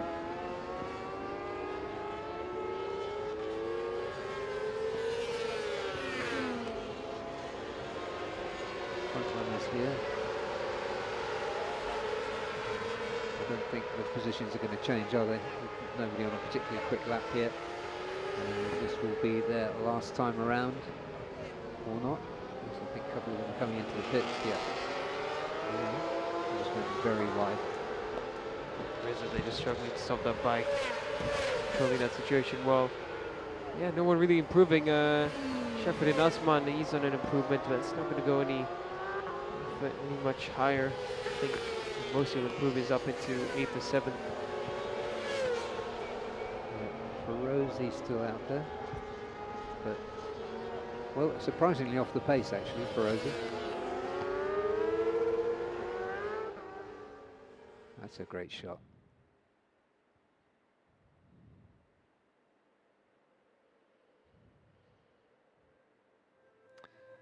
There it is, set very early in the session. Casper Daniels' best time, 209.976.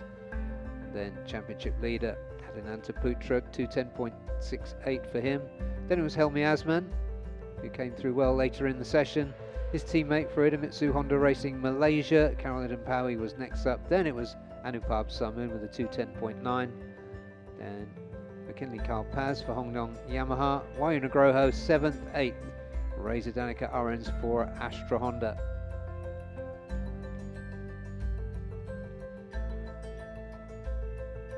And coming through in 9th was Sharifuddin Asman, Idemitsu Honda Racing Malaysia. Then it was Rocco Sessler. Rocco put in a 211.392. Perjanatna Firdaus, let's say down in 11th, 211.4 for him. Then it was Tanat Longpliao. Normally goes well here, but he was 12th in this session. Then Ferozzi Torakatula in 11th, and then Jakrapat Pudisan, and then Shajin Tong. No time recorded for Honda Racing Thailand's Kitsada. Look round turns 12, 13 and 14 as the final riders come in. We're going to take a short break, and when we come back, we'll be coming back with a bang because it will be the first session of the day for the ASB 1000. So stay with us and we'll see you in about 5 minutes.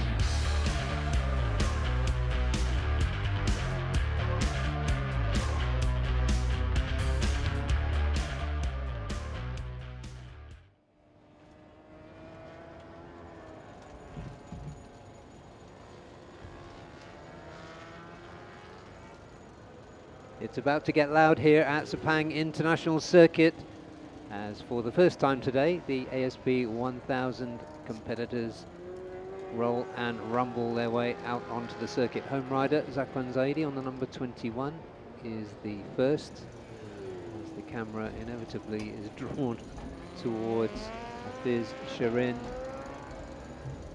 Malaysia's heroic racer, of course, with MotoGP experience. But Daniel, one thing I'm really interested in is the rider on the number 88 behind him. So Ryo Mizuno joins JDT Racing Team with quite the record from the Japan Superbike Series. Last month he became the first rider ever to win a race on a Ducati. And here he is as his teammate for the weekend lies for the championship with, you can safely say, his arch rival now, Kito Abe for SDG. So this really is going to be a fascinating weekend in the ASB 1000 class. Daniel, you were saying earlier there are, in theory anyway, 6 riders who have a crack at the championship. Oh, whoa, huge moment for Hafiz there. So And yeah, Rio is looking around like wondering what was going on there, and that's strange. It was just an outlet. They were just cruising. I was about to touch on the fact that Rio is running the exact same tire setup as Hafiz, which is understandable. And Hafiz lead the first session, but really just dropped back a little bit. yeah, better play safe. So this is what happened. Hafiz just brings the bike into turn 9, drops the bike a couple of gears, and he's not even on the rear brake. So the front just lifted the rear up, and gosh, that was a close one for Hafiz, and not what you want in your home race for the first session. So here we go now. Ryo Mizuno and Hafiz starting to push on. Ryo has been riding that Ducati, well, a similar Ducati spec, back in Japan with Team Kageyama, a team that Hafiz has ridden for in the Suzuka 8 Hours last season, and they have ridden together, so they do get along well. Let's see, will Ryo be a helping hand for Hafiz in the championship, or will Ryo decide that he wants a victory on his own? Yeah, that's right. We've seen this before when Japanese wildcards come in, and you think, oh yeah, they can help their teammate win the championship, and they don't. They just try and win because that's the DNA. There is championship leader though, Kito Abe for SDG Pro Honda Racing Philippines. Front of the bike just pouring the air there. Kito knows Ryo very well. They were battling it out this season. A lot of times for podium positions. Last time out in the All Japan Championship, Kito had a crash, and Ryo, who qualified on pole, didn't manage to convert that into a race victory. And Kito, look at that, as aggressive as ever. This is good to see. I remember last season, speaking of Japanese wildcards, I remember when Tetsuta came in, and we thought, oh, maybe Tetsuta might give Honda a helping hand and help Yuki Kuni out for the championship, but no, he did not. He went all out, tried to get the victory as well. What a great addition he was to the last round. Very good to see him again. Kito Abe, he's been doing a good job all the way through this season. And ups and downs for him and for Hafiz. Malika, at Diana Beach.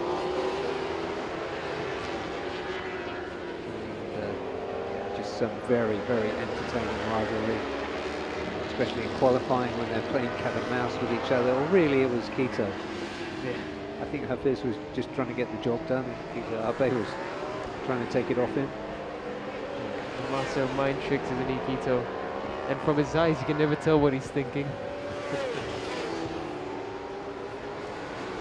Entertaining, but yeah, fair to say there's some fairly strong rivalry there. Yeah, he was a long way up. But then It looked like he was about to send it right into the grass. Somehow he managed to pull it in, and it did set the fastest time of the session, 207.9, but it's nowhere near what we expect as the fastest. And yeah, Hafiz has done a 207.6, sorry, 8. One thing about Seikito before the press conference yesterday was really starting to have a good bonding with riders like Azan Shah and Co. And it was really good to see them just having a chat about the weekend. This is one rider that we're really going to look for a big result from. Azroy, double victory in round 2. Can he do more of the same in round 5? By some margin, his best round of the season. And yeah, Aslan Shah, who really everything clicked for him in Mandalika. That was so good to see. Now, as you just pointed out, Simon, he's having a pretty good run already in this session. 40-minute session for the Superbikes, 3 sessions today. Then a 40-minute qualifying session tomorrow. So we've got the JDT Ducatis running hard front, soft rear tyres. Azroy's on a fast lap, Azroy's on a fast lap, Kito's on a fast lap. So the benchmark is going to be risen a few times in this session. Who's going to be the first to do it? Here comes Hafiz, who's currently sitting in first. 207.8 is not where we expect the fastest times to be at. Looking at higher 206, mid 206. Azan Shah does it mid 206, 206.556. And this is why. Right on cue from the great entertainer himself. Indeed. And in press conference I did ask Azan, do you feel 10 years younger? He's riding like he's 10 years younger. 206.5 in practice 1 is an impressive time. Yeah, he's looking for a good finish to the season, isn't he? You might be thinking, you know what, you guys fight at the top, I'm going to catch up with you. Yeah, that's it. He can only control what he can do, but he seems to have hit a rich vein of form. Remember on these BMWs as well, it was his teammate Apiwat who put himself on pole position last time. It was the lap record as well. Ooh!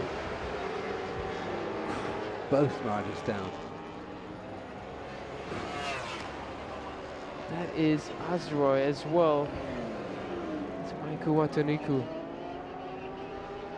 Watanuki, apologies, and at turn 15, another moment that we saw Kritapat and Irfan Haikal having a moment in the 250s, and now between Azroy as well as Maiku. This is unfortunate, especially for Maiku, who needs track time here in Sepang. Let's see exactly what's happened. They go to turn 15. Azroy brings the bike in, and Maiku was way offline. That's what happened, and that's where Maiku flipped Azroy. So Maiku needs to get used to the turn 15 at Sepang. Yeah, very clear body language there, pointing out his mistake without totally losing his cool. Oh, this is Andy Farid, who's gone off at turn 5. That's a fast place to crash for Andy Farid. You can see a piece of the fairing completely away. That is 160 kilometers per hour in a turn at turn 5 there. You're tipping the bike in at closer to 210. Oh. For Savitar there, the first glimpse there of the number 220, that's Aussie, Declan Carberry.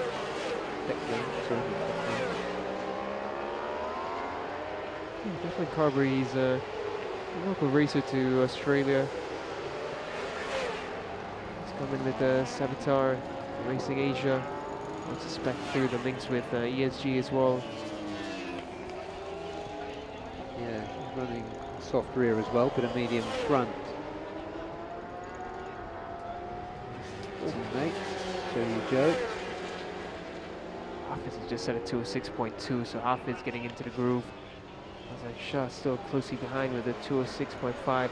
The thing about Azan Shah is he's got great late race pace, so if he qualifies anywhere in the top 5, it's good enough for him, because later on in the race he will find that rhythm, and he's been putting in really good work with his fitness. It's in between Azroy as well as Michael Watanuki under investigation. Understandable, but you do forgive Michael because it's a rookie error, isn't it? Oh, that's Ryo Mizuno who's been the bike. That's at turn 2. Oh wow, that is Ben. plenty of smoke coming off the rear of that bike. So Ryo Mizuno, how unfortunate for him, and red flag. So Real incident-strewn session, this one. And we're only 11 minutes into it. So we had four riders off so far. so rider is okay. I think it's because of that blue smoke we saw puffing off the bike. So maybe a bit of oil leaked out into the. Oh, poor. Well, the Japanese wildcards. This is unfortunate for them. You can see that the smoke puffing off on the bike. Yeah. Yeah, I do suspect that's punctured a hole somewhere in on the engine cover on the side. We'll soon see. The safety cars will be out. As the remaining riders come in to the pits as they need to. Safety car will be on the way, so there's the 55, teammate 88 is the one with the problem, unfortunately. Hopefully the rider's okay. Yeah, I just heard that he is moving, but they will have to bring him to the medical center. So, fortunate for Ryo Mizuno. This is a session he needed to get that track time in, get that mileage in, and Absolutely. we really hope he's okay so that he can come back for practice 2 and 3 later. The bike's going to need a lot of work as well.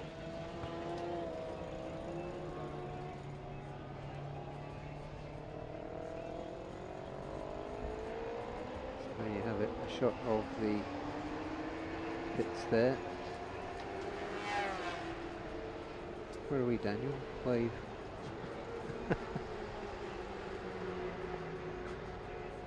Yeah, I think Joe's just come Yeah. was it Joe or Declan Carberry has just come across the front straight, so they need to head back into pit lane. Somehow managed to miss the red flags.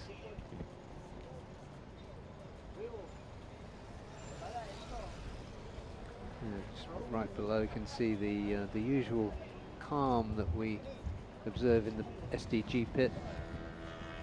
Bike comes in and very rapidly gets the tyre warmers on, but the technicians don't seem to be got no kind of panic about them. They know exactly what they're doing. Very characteristic of this team. Looks like they're going to take advantage of the opportunity to try a different tyre combination. We were on 29 minutes dead when the session came to an end, so a lot of time to go.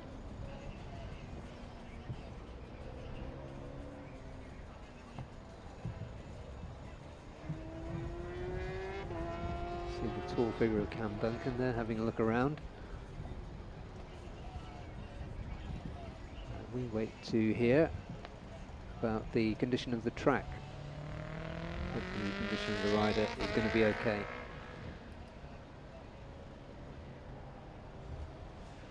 So Daniel, you shoot me down in flames every time I express optimism about the weather. So I think it's brightening up now. Go on, shoot me down. I think you're right, actually. I think from this side of the track, yeah, you're spot on. It looks like there's a break in the clouds down towards turn 15, which is usually where we see the rain coming in from.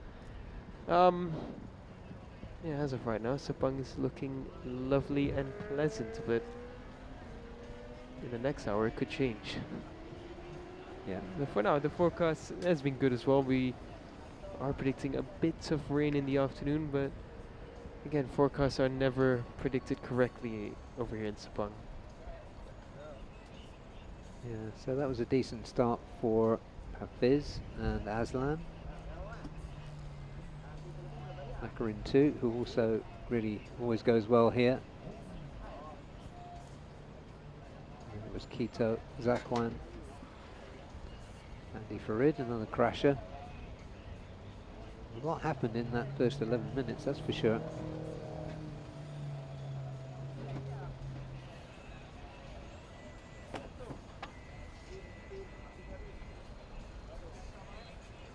So yes, 29 minutes left in this session. we've had 2 red flags already in this morning in Sepang, so a lot of time to catch up on.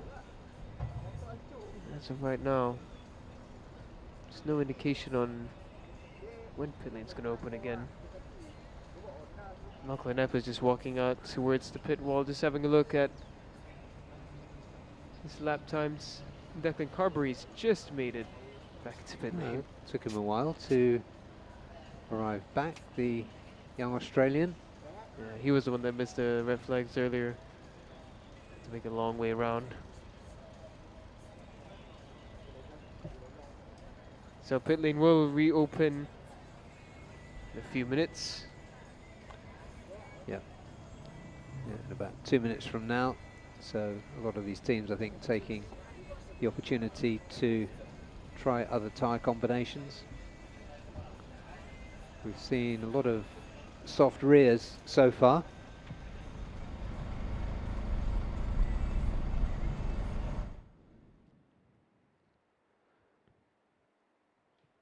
But let's see, that shot there is looking down from the outside of turn 1.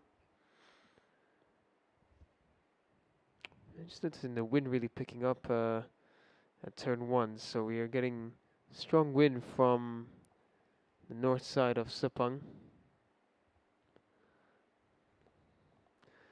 We were just talking about the if the wind picks up, the weather might change, and we won't raise any concern. Let's just see what happens. Yeah, as of right now, the sun is coming out, the weather is looking beautiful. Yeah, so that's it. 1 minute at a time here at Sepang. Marshall getting ready with to wave the green flag at pit exit. There goes the klaxon. Green flag's waved. And so the riders know they can come out. A lot of them just going to take their time, I think, before they re-emerge. See the Savitar team just to the left and centre of your screen there, running 3 riders this weekend. Lachlan Epp, of course, on the number 83. Declan Carberry, the young Australian, on the 220, and Teo Yu Zhou running on 16.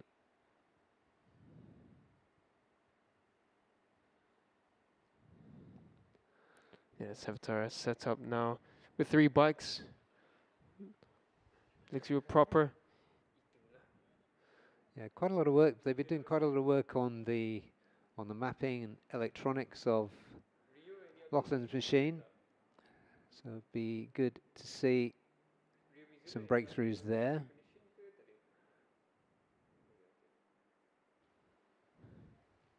His best time so far.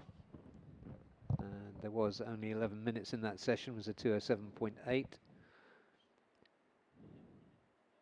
So some of them coming out now, led by Joe Francis, the British rider. Yeah, so Maiku there heading us on number 18 and Kito Abe. So 2 Japanese riders coming out quickly. Maiku, after his incident with Azraik Manowar, he'll definitely need that track time. And Kito knows what he needs to do in Sepang. 2:06.7 is a decent time, but it's just not going to be enough. He needs to eventually find that lower 2:06 to the higher 2:05s like Azrai did in round 2. Azrai in round 2 managed 2:05.8, and so did Nakarin. The only 2 riders to clock in 2:05s in the practice session. Yeah, Cameron Dunker comes out as well. Making good progress. And on that Yamaha, the Moto Go Yamaha. I had a chat with team owner Patrick Lee yesterday, who has a long and very strong record here in the Asia Road Racing Championship, bringing young riders in. They've got a new engine on that R1 this weekend, he told me. Yeah, hopefully it gives them that little bit of extra horsepower that bike really does need, especially at tracks like Sepang and Buriram, the final 2 rounds. It's not going to be easy, and you could see how a track like Mandalika where the chassis stability is the bigger question. That's where the R1 really shines, and that's where Cameron Dunker really managed to put in some great results. Sepang's a different story. It's new to Cameron. So in round 1 and round 2, when he followed Hafiz for a bit, found a chunk of improvements, and you'll suspect him doing similar again this weekend, trying to find a reference point. And hopefully that engine does deliver the horsepower it needs. He's just come off the back of scoring a P2 in ASBK as well. He did, that's right. So yeah, Cam Dunker really finding his way, getting to grips with riding super bikes. Just 17 years old. It was a double P2 as well in that one. So really good result from him. So just barely turning 18. I don't think he's 18 yet. I think he's still 17 turning 18, and really doing such a fantastic job.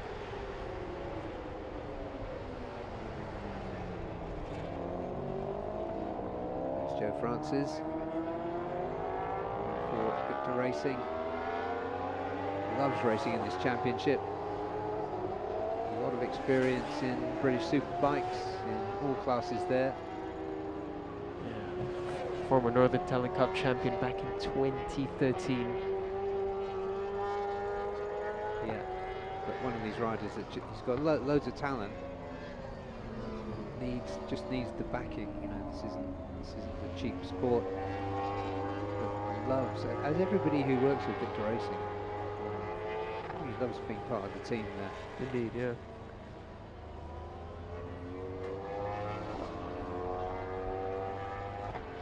And for a better weekend for Joe, and he came back to the ARC Championship in round 2 here, if I remember correctly. And yeah, he looked immediately comfortable with Victor Racing and with Sepang. Really adapted very quickly, so the quality is very much there.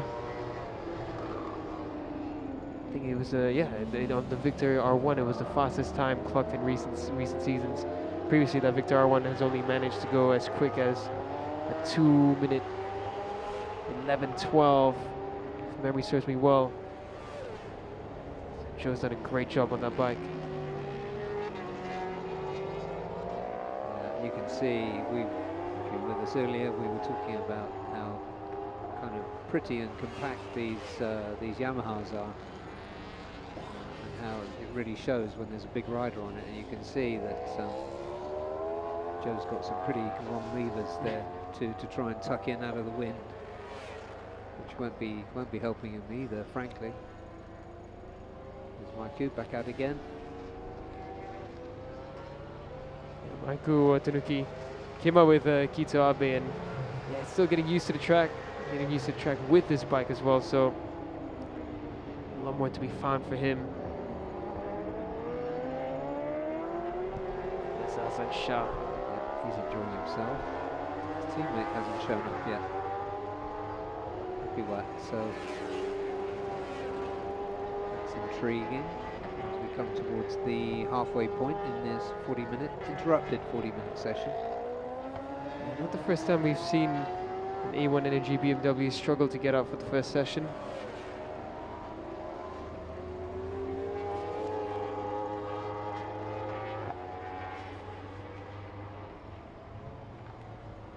Fizz still in the pits, but he sits with the best time so far, which is a decent pace actually, 206.2. 206.5. Fractionally ahead of Macarin. 206.7 is Kito Abe, so those first four nice and tightly packed at the top. It's Maiku on the Aprilia RSV4.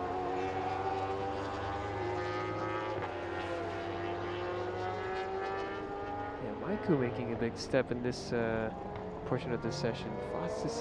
Faster sector for him in sector 1, 2, and 3. So very quickly adapting to Sepang, which is exactly what he needs to do. It's not the first time we've seen this Aprilia RSV 1100 in Sepang. We saw it last time in the hands of Akito Haga as well. So they'll have a bit of data. It's a matter of Maiku now to get to grips with Sepang. Yeah, we did have, we were spoiled with the number of manufacturers last time. We had Suzuki as well, unfortunately, here this weekend, but they provided a lot of excitement. We're still waiting for more of Adam Norden and the AMI Suzuki outfits. Yeah, they really did some great work.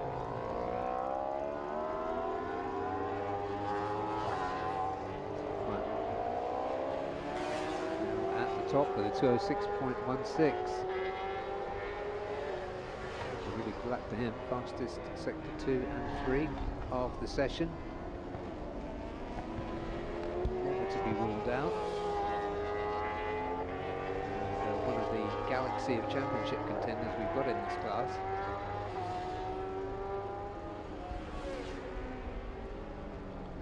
Oh. 4th on 114. Ahead of him is Nakarin on 116. Hafiz on 117. Speaking of Zakwan, he's just done a 206.1. Yeah, that's what I was saying, yeah. Unbelievable. Yeah. Yeah, really good. That's a very, very good race pace. That's a race winning pace here. He's doing it again as well. This is impressive. Yeah. Zakwan has been spending a lot of time as a coach in recent months. I feel like that coaching tips that he's been giving his students has been brushing off on himself, because this is impressive. And Zakwan Zaidi, still a championship contender, winless this season, but the pace, the speed is very much there. Yeah, it's an interesting point you make there, Daniel, because you do coaching as well. So do I. Yeah. And you do learn. Indeed, I mean, you have to learn it really well to teach it. That's the thing. Really good. I mean, just for the championship, this is really good to see. I mean, you've got the 5 of the 6 championship contenders right now, all in the top 5. Only Azroy, after that incident with Maiku, hasn't been able to go faster. But gosh, this is setting up a really good penultimate round, a really good final 2 rounds of 2025. And here comes Zakwan Zaidi. Has he done a 205? He has done a 205. Yes. 205.946. He sticks his leg out there towards the pit box, and yeah, it's because he knows a 205 in practice 1 itself. That's impressive. We didn't see that in round 2. We saw it only in practice 3. So this is impressive. Yeah, well, Zakwan on his day is capable of beating pretty much anyone. He has a hat full of, I think he's got 2 Super Sport 600 championships when that was the blue ribbon class. ASP 1000, 2022 champion. So he's got some form. Oh, as I shot, he made a mistake somewhere, because that was a blisteringly fast sector 1. A 26.1 in sector 1 is really, really quick. I might need to rewrite my scripts for tomorrow's races, because this is a completely different session. Zakwan at the top, Hafiz in 2nd, Nakarin in 3rd, Azan Shah in 4th, championship leader Kito in 5th, and Lachlan Epis. He's done a 206.9. This is some of the fastest lap times we've seen from Lachlan Epis. That's excellent, yeah. I was in here last night, but he did some good work with BMW HQ on getting the mapping right. So fingers crossed for a breakthrough for them.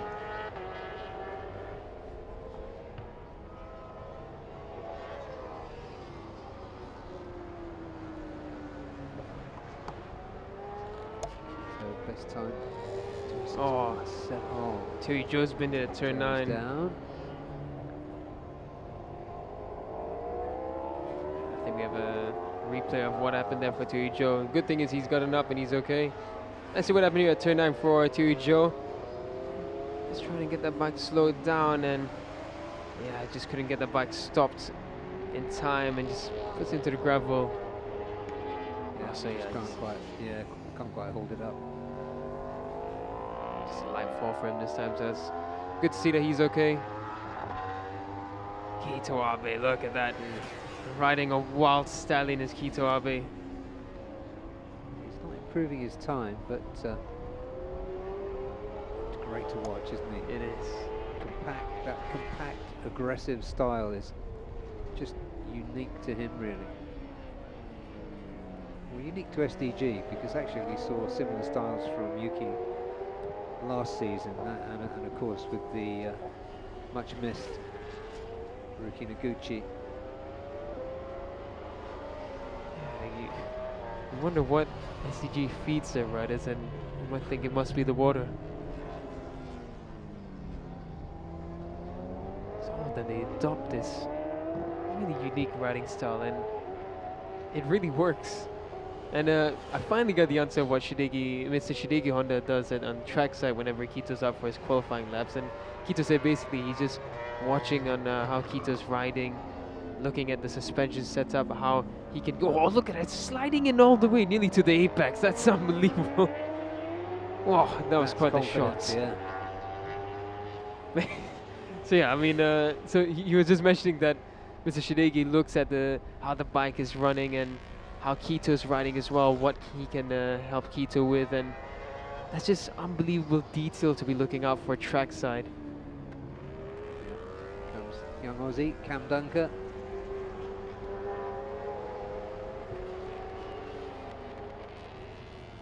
To go Yamaha. Not on the pace quite yet. We'll enjoy how the Yamaha flows through turns 3, 4, 5, 6, and as well as 7, 8. You look down at 11, 12, 13.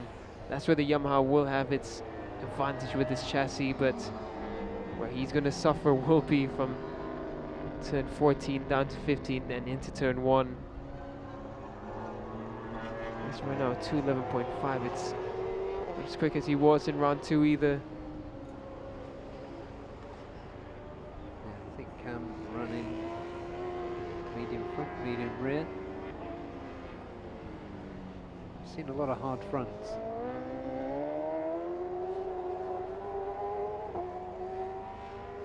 Interesting to hear what the feeling is from the Dunlop technicians as well. Zazroy, double winner last time. This time in the hunt with a 206.8. Sakwan very much the star of this session.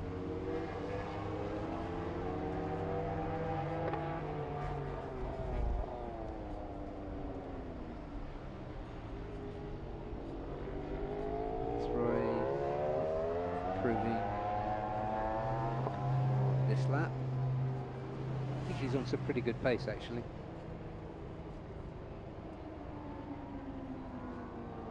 They get a fair amount of track time before the race in ASB 1000, 3 40-minute sessions on Friday, 40-minute qualifying session, and they do use quite a lot of that for race setup as well. Because they actually clarified the rules on use of qualifying tyres, but they can only do 2 flying laps. So, a 40-minute session, that leaves them a lot of time for race setup. In comparison, the Super Sport 600s can do 3 flying laps, if I read that correctly. Yeah, Sepang's not a really abrasive track surface, but the main issue is the track temperature. When the sun is out, the track temps can easily reach well over 60 degrees Celsius, and that just melts tires like butter.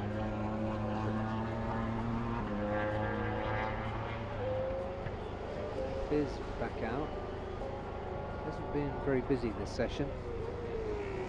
It's 4 laps completed for the Malaysian star.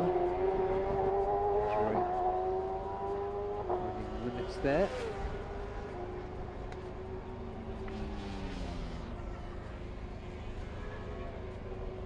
Azure getting a bit wild there at turn 15. Trying to find the fine line between the limit and a good lap time. Safi Sharon, who initially had a teammate on track with him, but unfortunately Ryu Mizuno with a crash at turn 2. So hoping that he's okay. Still on the same tyre combination. We quite often see JDT experimenting with tyres during practice. But they've stuck with this combination so far. A very wild moment on the outlap at the very start of this session.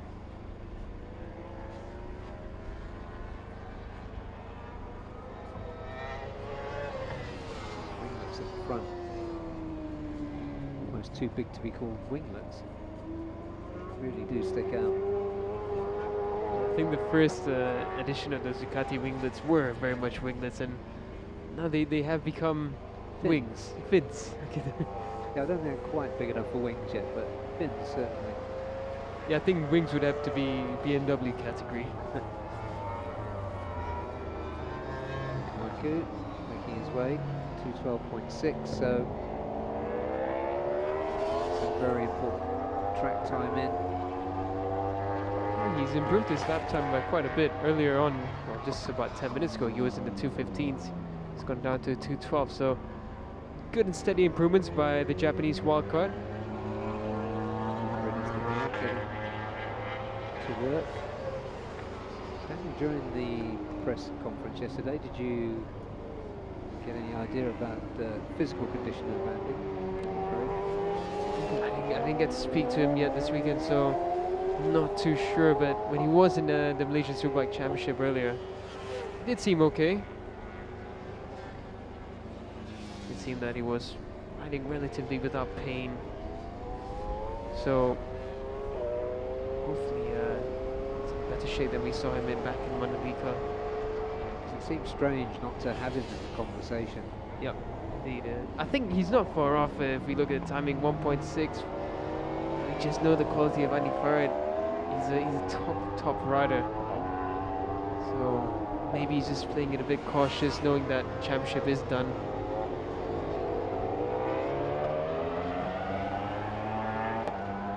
If this comes around now, he's not on a particularly fast lap.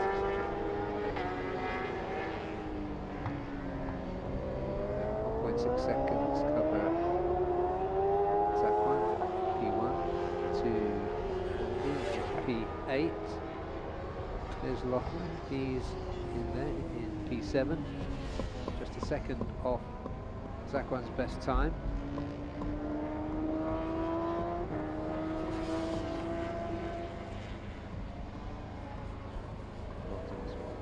Always ready for the fight, isn't he? Such a strong competitor. I can imagine he was a bit upset with how Mandalika went, and now he's thinking, well, especially with the updates that you mentioned from BMW. So hopefully they can deliver better results this time here in Sepang. There's Azan Shah, the winning BMW from last time out in Mandalika. Can never count Azan Shah out of a race. If you watched the race too in Mandalika, it was at the end towards the end of the race where he really came together.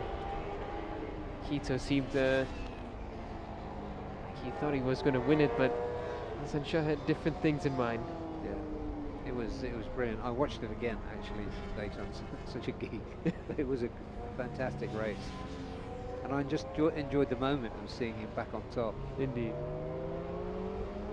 It's great to see. I mean, yeah, last season, as you mentioned in the press conference, he was demotivated, just didn't want to do it anymore, and now he's come back, and he's working like he's back in his prime, jogging every other day, working in the gym, putting the laps in every session. And most of all, a race winner in Mandalika. Himself what he's capable of. Again, he's 40 years old. It's unbelievable to do this at such a high level at his age.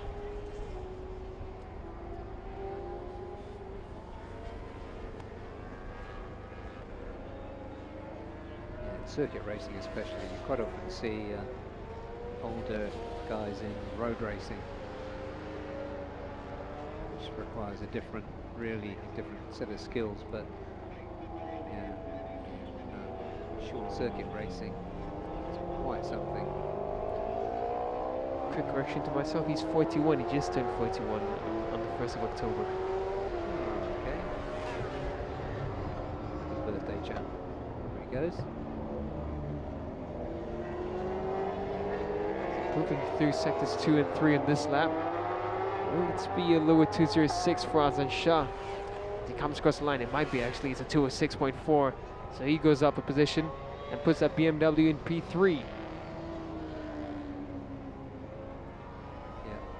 As you were saying earlier on, that's close enough. He can start from the front 2 rows. It's really all he needs. Watanuki has just found a 211.4, so he's shed another second off his fastest lap. So Maiku and Team Tatara are putting in good work. They're churning the laps in and they're finding those steady improvements.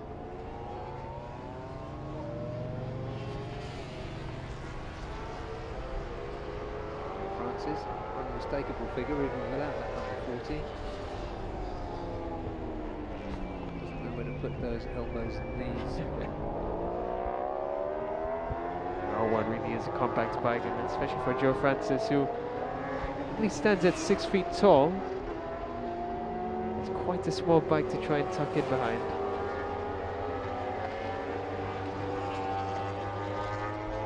You've got the Yamaha with a bit of a power disadvantage as well. Yeah. It's not great, but you need everything, so here comes Aslan. It's fastest This is a sector good one. 1. It's fast sector 2. Azan Shah might dip into 205s. What's sector 3 looking like for Azan? Sector 3 is usually his strongest. Let's see what Azan does as he comes around 10-13 into 14.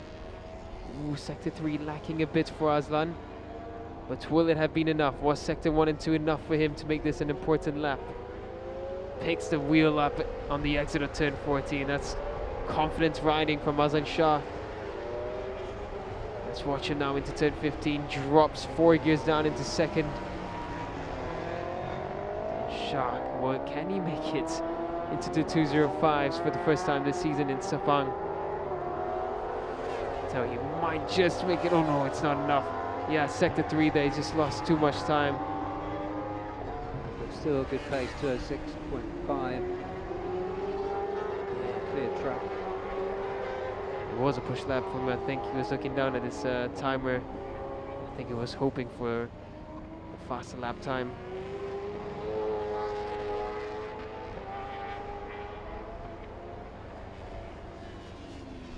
Peter Arbe out there somewhere, having a bit of a push.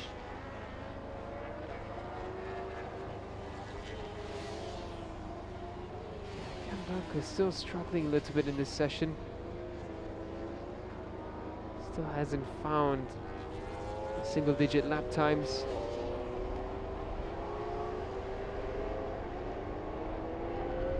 So perhaps with that new updated engine, they're still trying to iron out the mappings.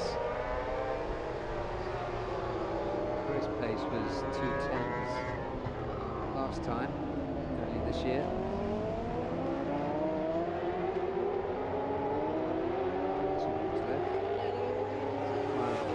Back out.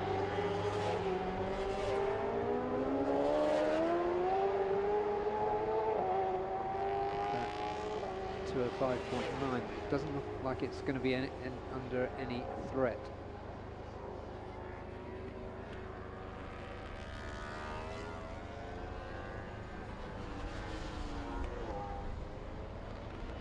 Micah going through it ahead of Cameron Dunker.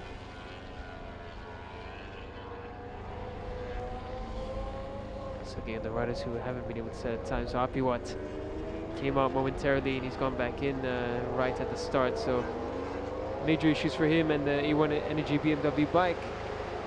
Looking at Andy Farad as well with that crash at turn 5. It's a fast one, and it's going to be Andy's going to be shaking its third after it. So we have to really hope for a big step forward in Practice 2 and practice 3.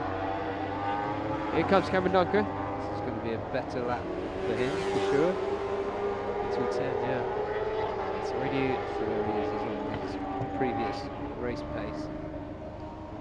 That's good. Free practice 1. Okay, good step forward for Cam Dunker. Good step forward for a lot of riders. Maiko as well, dropping down to 2:11.0. He's getting more and more familiar with Sepang. Ryu Mizuno, we hope he's okay.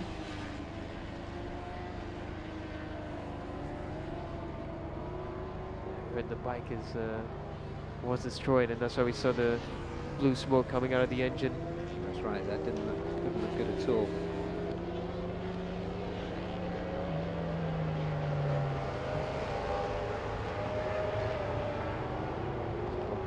Ryu is okay, and that we'll see him at some point this weekend. Yeah, we'll get updates during the weekend on his condition, but really want to see a rider of his caliber in the series.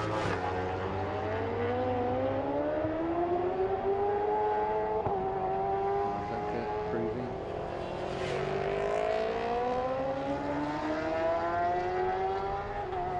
Flag out now.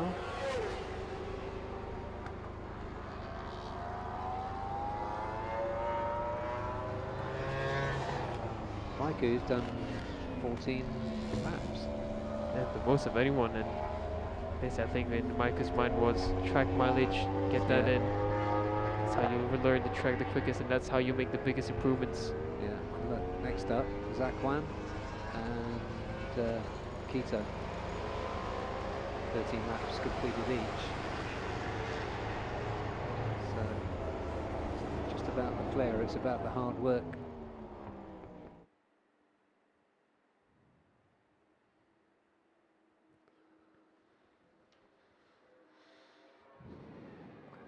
So the first of 3 sessions today, it was interrupted. Cam's just set to 2:10.2. He's going slightly faster again. Yeah, really good work from the young Australian. So there is Zakwan on top, 2:05.946 for the Malaysian former ASB 1000 champion. And then Hafiz Sharin for JDT Racing Team, second quickest, 2:06.26 for him. Just behind him, Aslan Shah Kamarazaman on the O1 Energy BMW, and then it was Nakarin and Surat Buvapat. Those riders all packed very closely together, along with Kito Abi and Azroy Hakim Anwar for Idemitsu Honda Racing Malaysia. Then it was Lachlan Epis, 2:06.9. Things coming together for the Australian Andy Farid Izdihar, 2:07.6. And then 9th was Joe Francis, 2:09.9. And then, as we just saw on last time around, the improving Cameron Dunker, Moto Go Yamaha Racing Team, 2:10.2. Ryo Mizuno, who had that very unfortunate early exit, 2:10.6. Maiku Watanuku was next up, and then it was Joey Joe, Declan Carberry, and no appearance from A1 Energy's Wong Tananon. So 4 sessions down. There are 13 sessions scheduled for today, and next up will be, as advertised on your screen there, the TVS Asia One Make Championship. They'll be out for the first of 2 sessions for them today. So stay with us. We'll be back in about 5 minutes.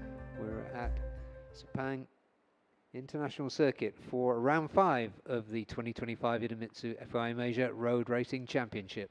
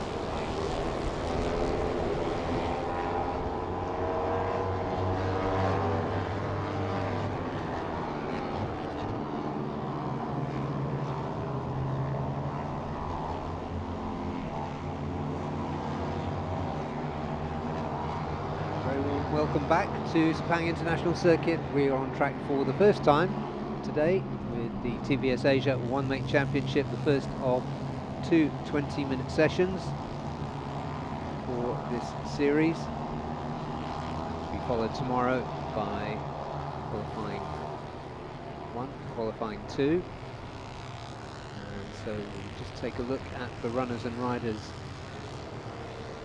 There are a few, 2 or 3 new ones out this weekend. But just to recap quickly what this season has been so far, is very much a three-way fight for the championship between Rocchiono, Sartak Chavan and Ramdan Rosley. These 3 very close on points. An error from Rocchiono in Mandalika in round 4 meant that he only picked up 2 points from race 2. Meanwhile, Sartak picked up 2 second places in Indonesia, and so that allowed him to close within 3 points. So we got Rocchiono on 151, Sartak Chavan on 148, and Ramdan Rosley at his home circuit this weekend on 146. And while that is very much a three-way fight, we also have in the mix Luis Miguel, who took a win here, his first and only win so far in the TVS Asia One-Make Championship. So he could be a spoiler as well this time out. Also in good form, picked up another podium, the young Spaniard in Mandalika. That's Nixon Frost on the number 17 machine.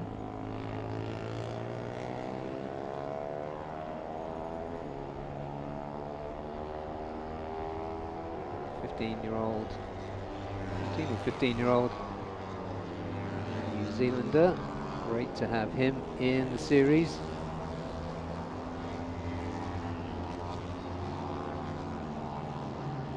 And another young Antipodean, Hunter Corney, unfortunately broke his leg in a racing incident at home in Australia, so he's not going to be here this weekend. His place, we've got, when you see the number 13 machine, that will be him, Jed James Louis. Let's call him Jed Louis. And a welcome return to Hafiza Rofa, the Malaysian, who will be making another appearance in this series and his home race. So good to see him back too. So in the meantime, we're on board with Nixon. This is his first flying lap, so as he comes down from turn 14 to 13.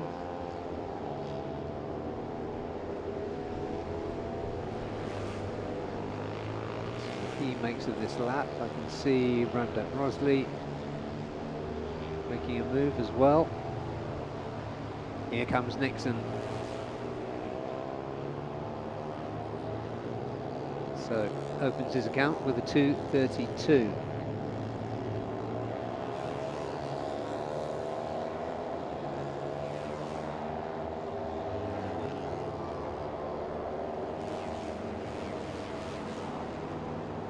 So last time out, Nixon didn't really get to grips with the circuit. Picking up a few points in race 2. There's the 27 machine, that's Hafiza Rofa.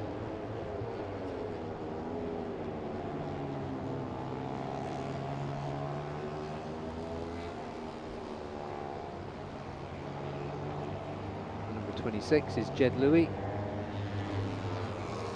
facing the injured Hunter Corney. 12 is Haziq Farouz. So we've got 3 Malaysians in the TVS Asia One Make Championship this season. Indonesia's Rendi, number 10. Exciting rider from Papua, I do believe, Daniel? Papua? Indonesian part, Papua? Do believe so, yeah. Yeah. But he is a bit of an enigma, which is why we're looking at each other, wondering what else we can say about him, because there isn't actually that much information. All we know about him is that he's a very, very good rider. Indeed. And the amazing thing about Rendi is he doesn't get to practice back at home, so he comes to a race weekend and that's all the track time he gets. Super impressive stuff from Rendi. Yeah, Harry McCabe, a Brit in the series. It's good to see how far and how wide we are pulling riders into this series. Back in 7 Asia Pro Racing Championship gained traction. We saw all the way down to all the way from Kenny Roberts, and now Kenny Roberts with his team over here, and we're seeing more riders as well coming back into this championship, and it's really good to see that. Riders from Spain, riders from Great Britain. Yeah, Britain and New Zealand, which is as far apart as you can get on planet Earth. So Indeed. yeah, it is really, really good. We've had a South American as well last season. Yeah. In the form of Yeah. Humberto. All we need now is a North American, and we've completed the continents. Absolutely.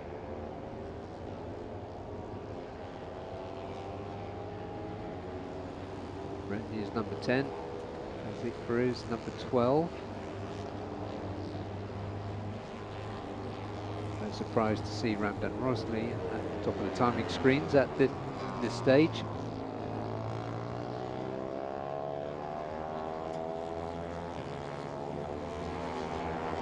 Not sure if Vishwanath in the session yet so far. There we go. Now he's going to come up into second. Sharon often knocking on the door, isn't he?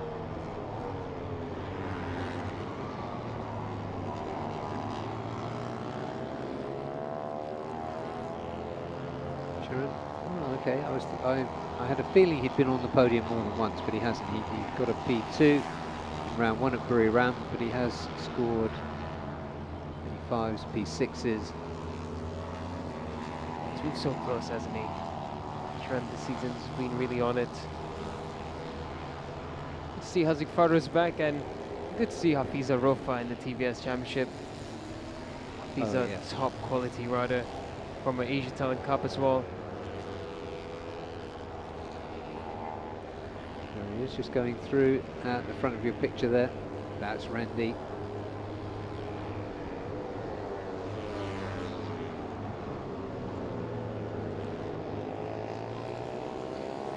Sharon third. Luis Miguel, winner here last time. Currently sitting 5th. Just a bit more background on Hafiza. He's done CV as well. He's done the wild card in Moto3. So he's somewhat familiar with prototype machines, but then again, I'm talking about 6-7 years ago, so it's been a long time. You know the quality Hafiza has. I think it should take him no time at all to get to grips with the TVS machine, and in a familiar backyard, so to speak, for Hafiza. Yeah, just looking at times here, we're on 2:24s, and you can assume, because it's Ramdan who's got the fastest time at the moment, that is a good pace. But qualifying time, pole position last time was Ramdan with a 2:20.78. So the times, they should be a tumbling.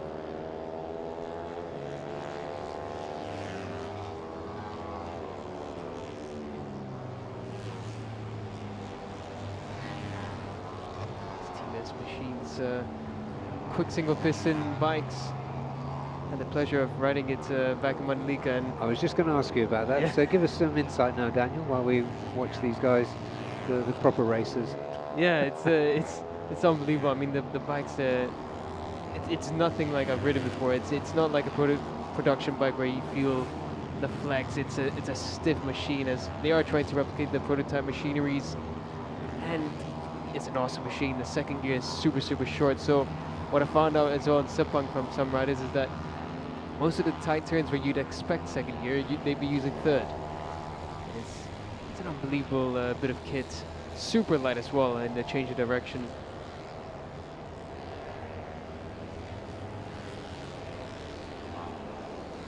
And of course, you tested that at the flowing track of Mandalika. Yeah, that was intimidating, that the track and the bike. The bike just gives you so much, and Mandalika being very much like turn 5 and 6, but turn 5 and 6 for 10 turns in a row. It's amazing. Rossi now making a big step up in sector 3. Sector 2 is where he lost time, sector 1 as well. So I don't think he's going to better his lap time yet. Looks as though number 1, Hiroki Ono, is finally making an appearance. Yeah, he went through pit lane for a second and then decided to go back out. So he's going to jump up into second or first. He's jumping into third. Yeah, the 22 going in ahead of the number 2, Ramdan Rosley, is Harley McCabe, the British rider. It's the Malaysian master through. Good move.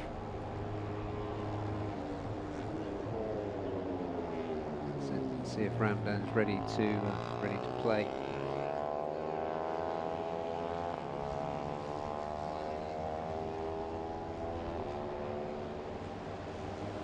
There's Hiroki Ono now. Yeah, he's jumped up with his first serious lap. P3, 24.5. So within half a second of Ramdan at the first time of asking.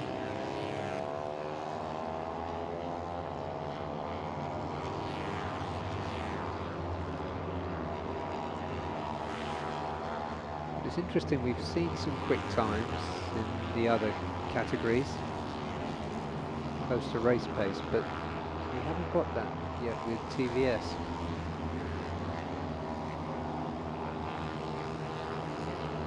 Put a pin in that for now while we figure that out, but there is the number 1, Hiroki Ono, championship leader, but it's timed by just 3 slender points from Sartak Chavan.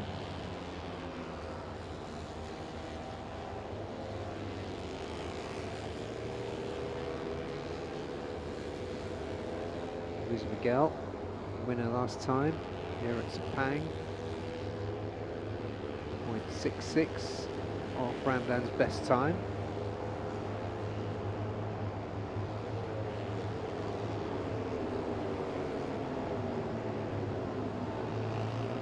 Sartak's just done the quickest sector 1. Ramdan Rosley just done the quickest sectors 2 and 3. Sartak improves again through sector 2. This is Hiroki Ono.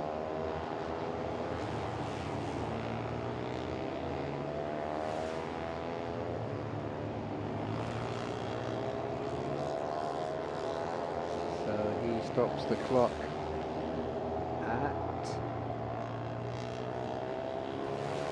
2:24.124. So that's his best time. Got another 2 flying laps if he wants them. And he probably will, because he's not on top right at the moment.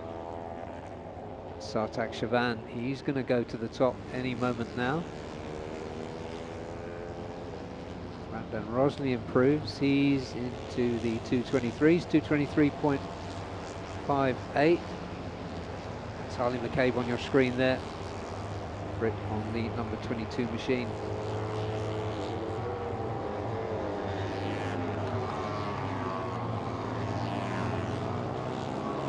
2:27, 3.4 seconds off. sounds a lot. This is a long track, more than 5.5 kilometers.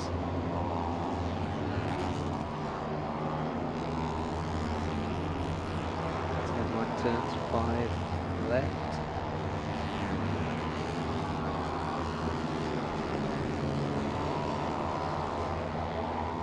It's a pretty good steps forward, Madam McCabe. Know how good he can be, so or how good he is, and you expect him to find his place in the TVS Asia one-way. Sartak did make his way to the top on that last lap. Ramdan is answering the call, so it's intriguing end to this 20-minute session. Rendy, Zeke and Ramdan, Indonesian, 2 Malaysians. Ramdan peels into turn 15 first.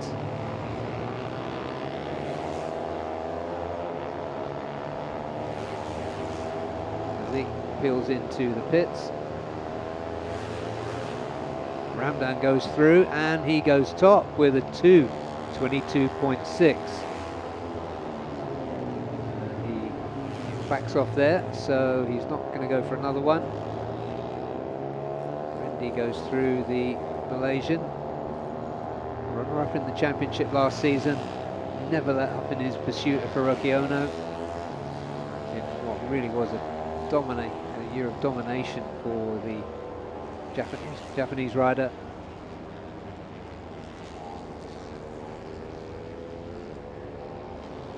Hiroki Ono 2:24.1, so that's 1.5 seconds off the best time of Ramdan. There's 2 championship rivals ahead of him. It is exciting, Daniel, to see Hiroki Ono with just a 3-point lead at this stage of the championship. It really puts everything at risk because you literally can't make a mistake in the last 4 races. Competitors have to go for maximum points each time. Off the battle with just 100 points remaining. Yeah, certainly will. I do think Hiroki Ono has got the discipline and experience not to make mistakes, but you can never guarantee it in motorbike racing, that's for sure.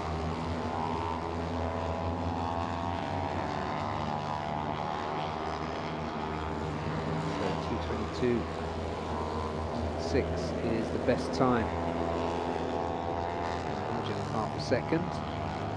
Checkered flag comes out in just under half a minute from now. There goes Hiroki Ono. Pushing a little bit, but this isn't going to improve. His lap time.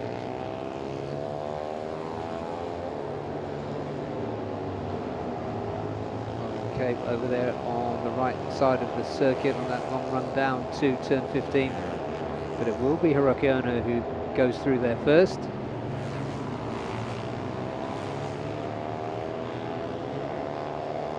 Luis Miguel's just improved with a 2:22. We're at 2:24.0. Hiroki Ono improves to 2:23.2, but doesn't improve his position. Just closes to within 6.5 tenths of Ramdan Rosley. Finishes at the top with a handy half a second margin. Good work from the Malaysian, who would have been disappointed with his results in Mandalika. That is the iconic shot of turn 15 here at Sepang. There it is on your screen. Ramdan Rosley, 2:22.623. Sartak Chavan, the exciting Indian rider, 2:23.1. And then it was championship leader, just Hiroki Ono. Then Luis Miguel, winner here last time out. Then it was Rendy, 2:25.5. Chirant Vishwanath was 6th quickest. Then it was Haziq Farouz, welcome back, P7. Harley McCabe came through in 8th, 226.395 for the Brit. And 9th was Leandro Paredes, the Filipino rider, 226.5 for him. Nixon Frost, 228. Hafiza Rofa, 228.8. And Kanatat Jamin, we didn't see him on screen, but we saw him earlier in the year. He was injured, but now he's back, 229.8. And then Jed Louis, I'm assuming replacing Hunter Corney, did a 229.8 for the young Australian. So we've had a full set of all 5 classes with their first practice sessions of the day. We'll see the TVS Asia make one more time today. But coming up next will be the Underbone 150s. And as I said that, I'm just going to check. No, it's the AP 250s. And if you're just wondering about the time slipped very little considering we've had 2 red flags. So great management down there on the circuit. We'll be underway in about 5 minutes from now with the second session of the day for the AP 250s. So stay with us. It's bright and just a little bit breezy at Sepang. And this is day 1 of 3 for the Idemitsu FIM Asia Road Racing Championship.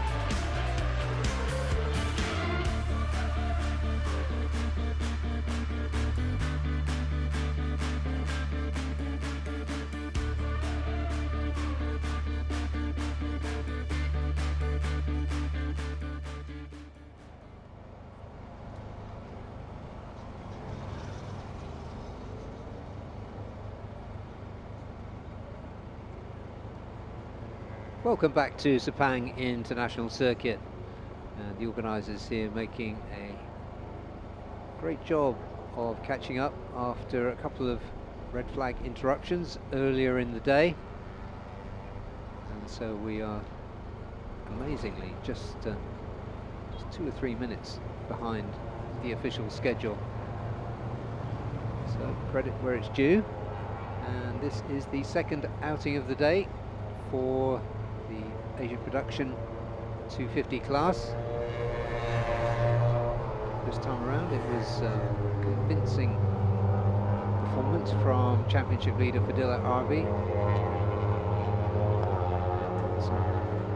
Other very, very good performances too. 56 there on your screen, Galang Hendra. So well with his own team. As Daniel was saying earlier, they're put together in a hurry, but they're really competitive.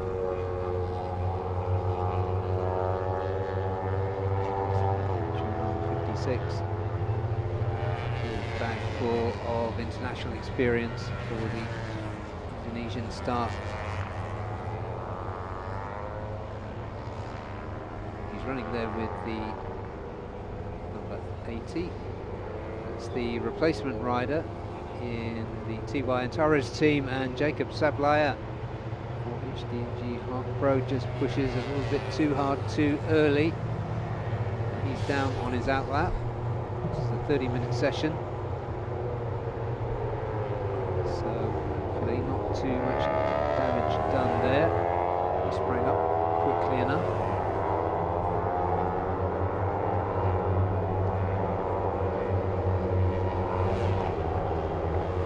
So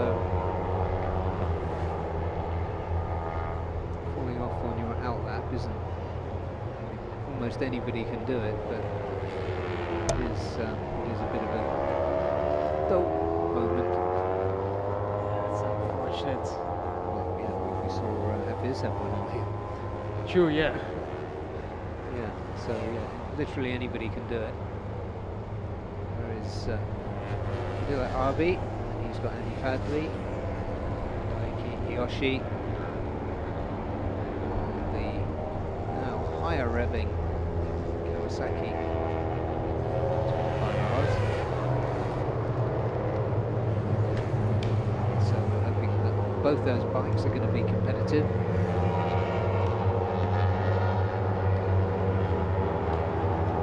Kiyoshi went well in the first session. He did a 2:24.7.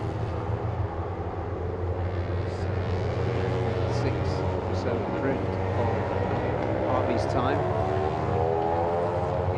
Time has to be viewed in the context of the double rev cut that he's carrying, which he has earned by dint of the distance he's pulled out between himself and the rider in fifth place in the standings. Theory to slow him down a bit, but as you were saying earlier, Daniel, the Honda are so good at ironing out the disadvantages of the rev cuts. So it's just not showing here.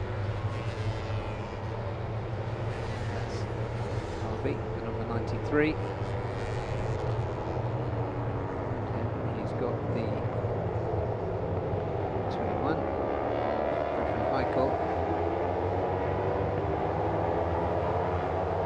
And a crash in the first session. Collision with Pittsburgh at 10:15. Yeah, so they're not best buddies at the moment.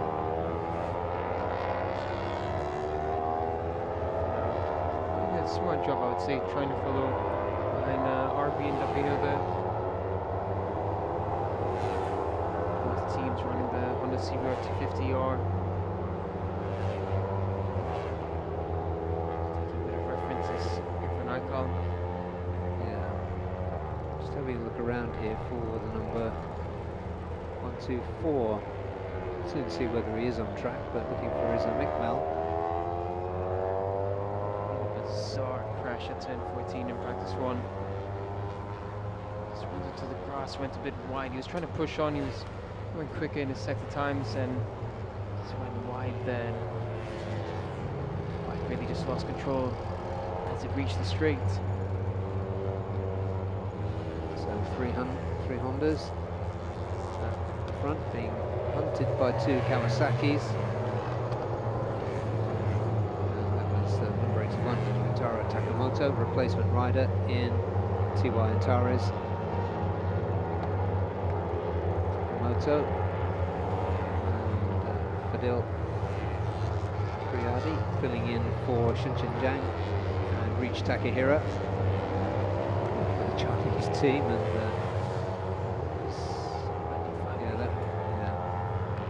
pushing Vinchandra Herma 1 all the way nearly to gravel trap, and controlling it well.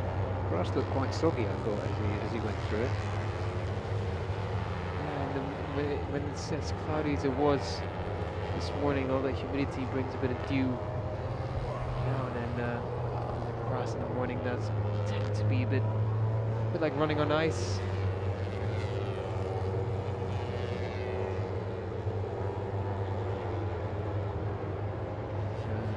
On track there, the 4th bike coming through there. That's 571. I was going to say, it's your one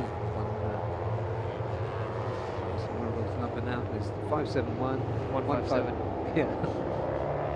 157. Yeah. Exact mirror.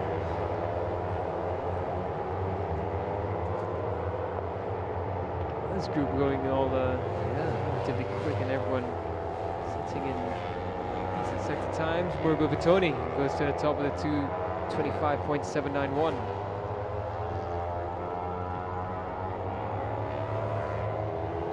Yeah, also in that group there is Koyama Razak, who's in for Cardinals. Here's number 17 on a very distinctive Cardinals coloured Yamaha.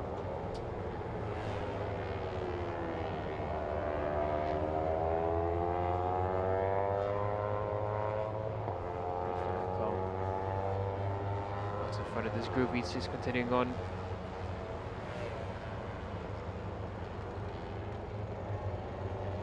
Yeah, well, we're currently top 225.7, so not a bad time.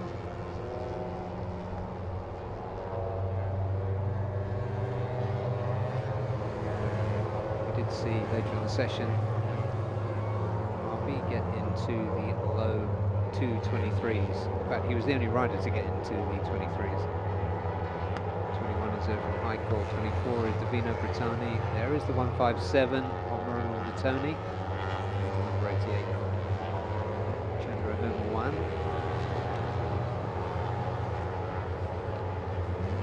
Johan Reeves Emmanuel entered for this round, but I do know that he was in Spain yesterday, so...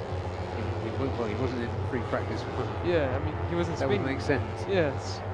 So if he does join us, it would be either for the final practice 3 session, I think. That would be a real tired Johan Reeves joining for this. Yeah, that's not really something you want to put yourself through, is it? Yeah. It's not exactly fighting for the championship, but you never know, the grit of a rider might still push on for it. Yeah. Aiki Yoshi, look at his lap time coming through. He's got great slipstream behind him for Nadiansha as well. Aiki Yoshi looking like he might be setting in the time. Perhaps around the 225s, lower 225s, maybe even a 224 if he gets to 15 done correctly. Still getting the great slipstream behind him for Nadiansha. It does pull out 225.357 for Aiki Yoshi. He goes to the top. Wow, if Aiki Yoshi and if they find big improvements with the extra RPMs, just 300 RPM, but that's a lot when you talk about racing. They might give RB a bit of a... especially, I was going to say, for the 4 cylinders, that, you know, they are more toppy with the Indeed, power yeah. delivery, so yeah. And it's Sepang and Buriram as the last 2 rounds. Wow, RB might not have it that easy. Could we possibly see finally a victory for Kawasaki? Well, we celebrated a win in race 1 at Sepang last year as he crossed the line, because it really did look for all the world as though he'd won. But then we discovered that it was, you know, like a hair's breadth that he lost out.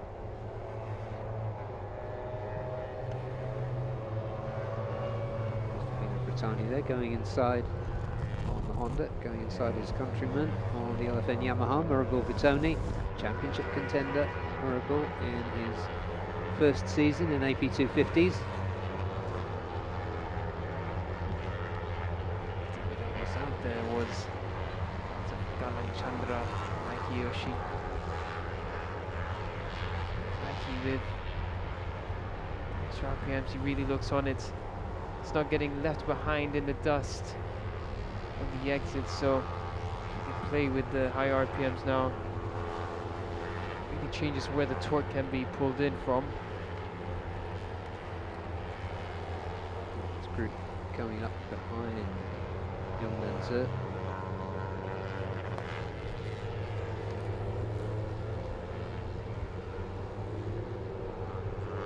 Will takes a good look around. From the high call behind him.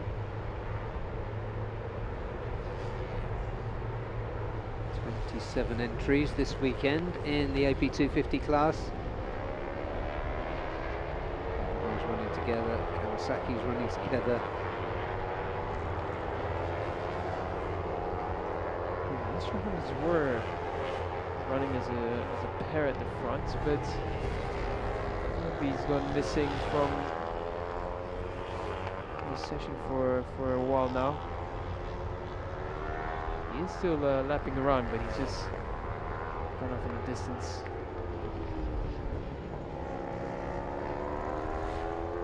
Akiyoshi just set another mid 225, so Akiyoshi very comfortable in this timing, in the timing that he's been setting. A little bit of Tony 225.383 is fastest. He's just come back into pit lane. Chandra takes a turn at the front of this group. Yongnan in the middle of it. That's Fadil Musiavi on the 571.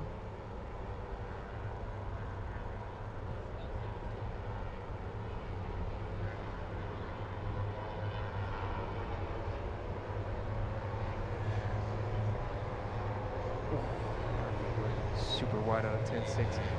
Trying to push everything he can. And then CBR to 50, and you can see RB with the ref cut. He can't really rely on the grunt on the exit, so he has to rely on more mid-corner speed. Akiyoshi getting frustrated with the rider behind him. Animated is Aiki. You suspect that he feels he's got a real chance this weekend to do something special. We're back down in 10. Not yet at the halfway point in this session, but a bit of a quiet one for Pritipat. A lot faster out of the blocks earlier this morning.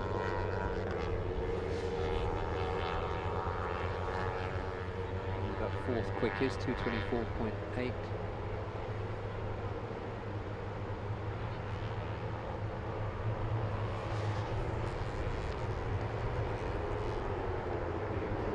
Staying out of the way.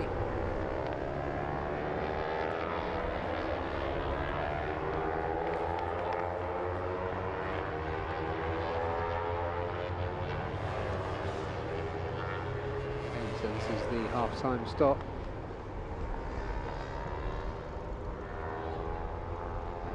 This halfway point, it is for Moto Kawasaki Sniper Manual Tech Aiki Iyoshi at the top of the timing screen.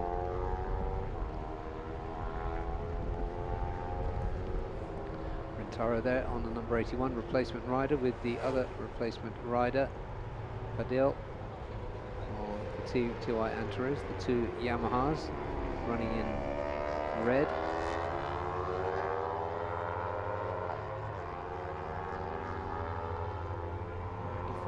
Big improvement for him in this session, up to 6th. So the two Kawasaki's really going around very, very well.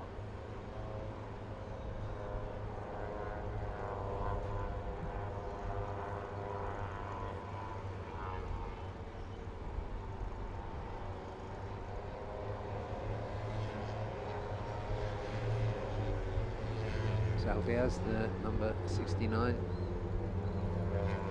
running in the Yamaha BAF Yamalu team with Gallen Hendra.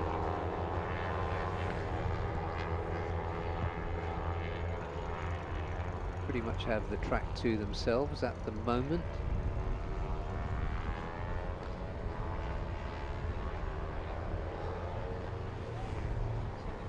Rintaro, Daniel, do you know from Asia Talent Cup, has he been here before?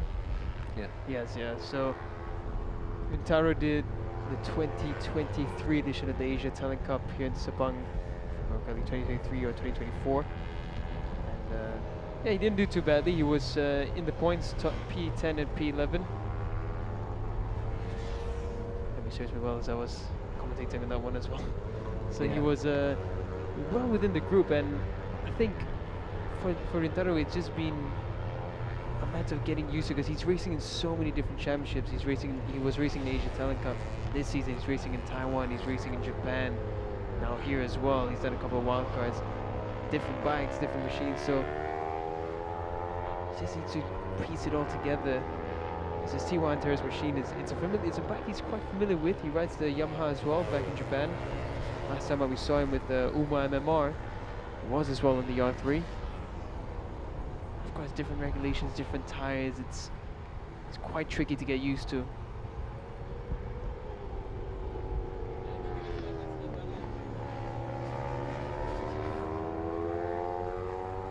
Yeah, so his best time earlier, just have a look, was 2:26.5. So kind of a upper midfield time so far. Riders of this quality, it won't take too long to get used to it, so it's just a matter of finding those fine margins. And right now people might look at it as 1.845. It's not that far off, the gap between himself and Aiki Yoshi. But to find a 10th, it's not easy in racing. Yeah, well, he's putting the work in, the number 81.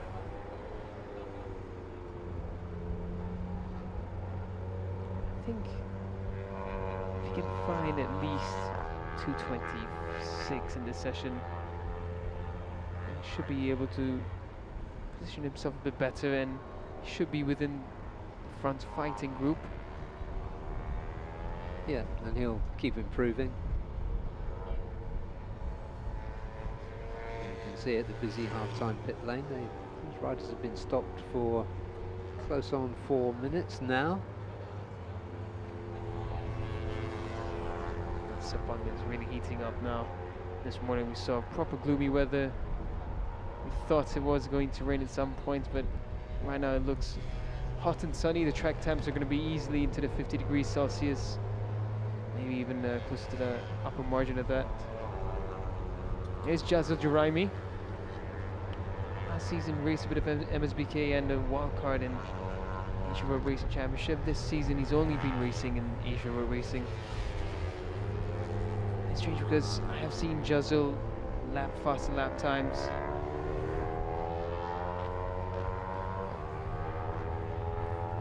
I think, just looking down, well, we've got a quiet moment, just looking down the timing screens, I think is not where he should be as Erfan Ardianche. Yeah. He was quiet in the first session as well, which is Strange. very unlike him. Exactly. He's a feisty, fast rider. indeed, and he's gone well in every occasion I've seen him at Sepang. He's never been not fighting for top positions. Yeah, this is a strange one for him. His teammates in comparison, in the practice one he was struggling a little bit here for Nikal, but this session much better. I just wonder what's going on with Irfan Ardianche. Lap time wise as well, this is really far off the pace for him. Yeah, a genuine contender.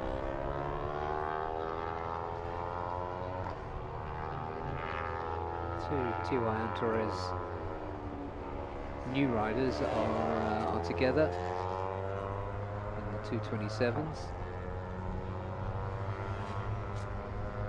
Vino Brittani also down the order, 227.4.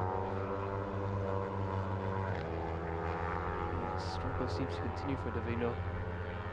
He's unable to get onto the pace in the AP 250 class. So, breaking the half-time silence. A couple of riders there coming out of pit lane. It's Chao Vietnam, the number 65. He goes well at Sepang. He does, yeah. And it's just been a weird season for Chao Vietnam, hasn't it? Yeah. I mean, every season before this, he's just been improving. This time around, it's just not come together for Chao. Chao Vietnam's been racing in the 600 class in the Malaysian Championship as well. So it's his first season riding the 600s. He's been improving on that bike, but in AP 250, he's just not been the same rider of the previous seasons. Yeah, in round 2 he qualified second.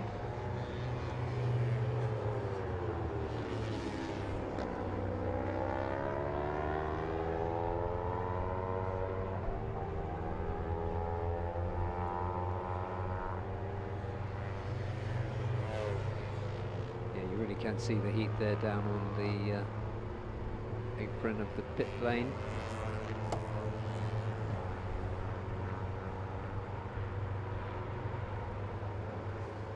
So some quality time for Chao Vietnam.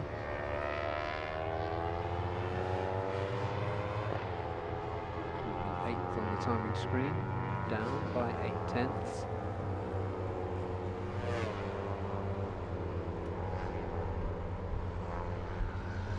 So that was his outlap.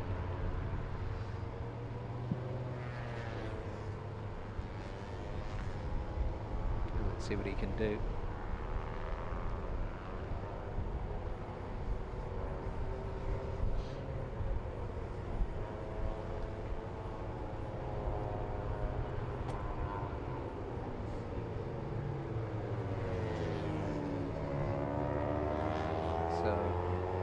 Kiyoshi, Horrible Batoni, Chandraher Mawan, Mahendra out they're on their outlap, RB2 and Andy Fadley. So the session is resuming. There's just over 6.5 minutes remaining in this free practice session 2 for the AP 250s. Staying with Chao Vietnam, and we know does go really well here at Sepang. He's done his best first 2 sectors. 8th on the screens before he began this lap. So keep an eye on progress as he continues through sector 3.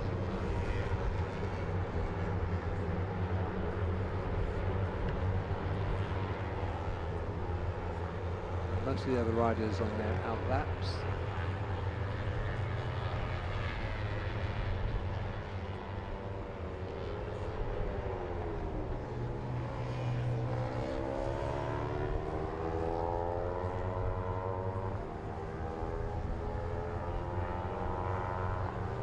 So his third sector time, respectable. See what he can do in the 4th sector, whether he can lift himself up from that 8th position. He was only a few hundredths behind Refn Heikel and Andy Fadley just ahead of him.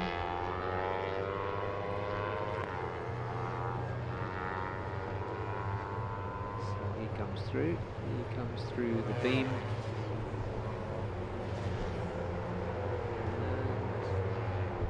Up to P3 with a 225.7.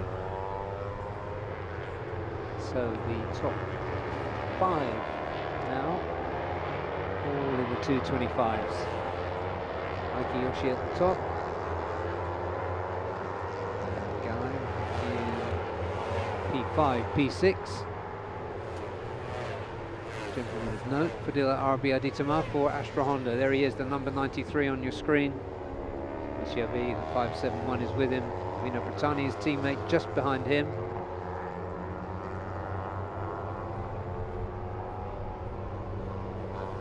Andy Fadley is there. Chandra Hermawan is there. So it's business time in the second practice session of the day for the AP250s. Who just went through. Dilla finding some space ahead of him. Chevy trying to grab some of it away from him. Just a little bit left behind there. Number 24.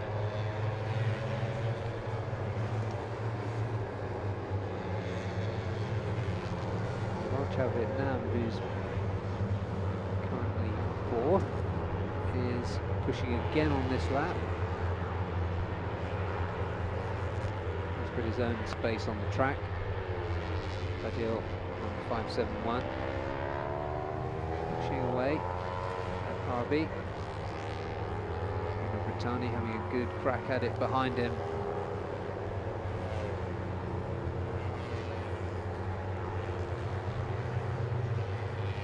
Vietnam has just done the best sector 3, so he looks as though he's going to elevate himself once again. He started this second stint in P8, he's now in P4, and he really is on the move as we just look at this big group of contenders making their way down towards 10-15. Goes through there first. Nobody challenged him. This is only free practice.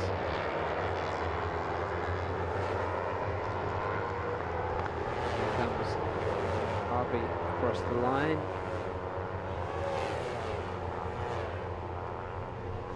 Vietnam didn't have the best final sector, so he gets pushed down into 6th, but his pace was good. He was in the 225s.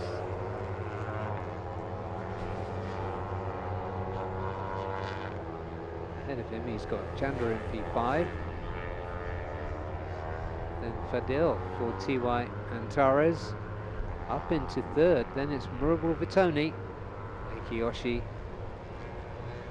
number 2, and sitting at the top is Irfan Haikal. Meanwhile, Kritapat Cancun, who Irfan Haikal had a coming together with in free practice 1, is way down in 14th. So this session not going the way of the young Thai star.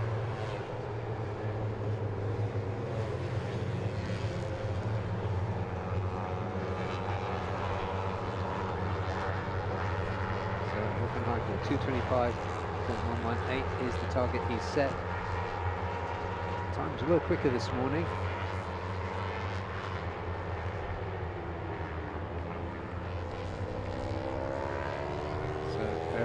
Is the number 21. There he is on your screen now.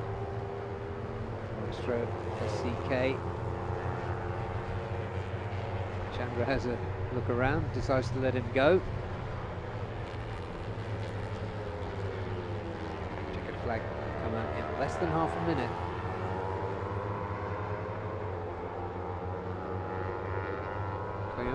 Having a good go on the number 17 for Cardinals Factory. He's in that group 2.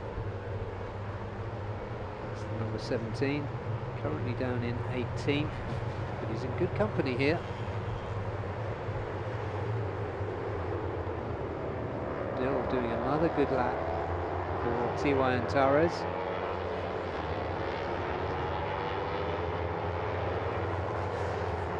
I'll be down in P11.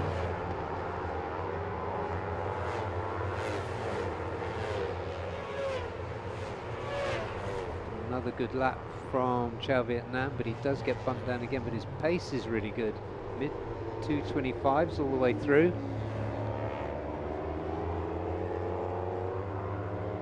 Two Kawasaki's of Andy Fadley and Aiki Yoshi go through, never very far apart in this session or the previous one.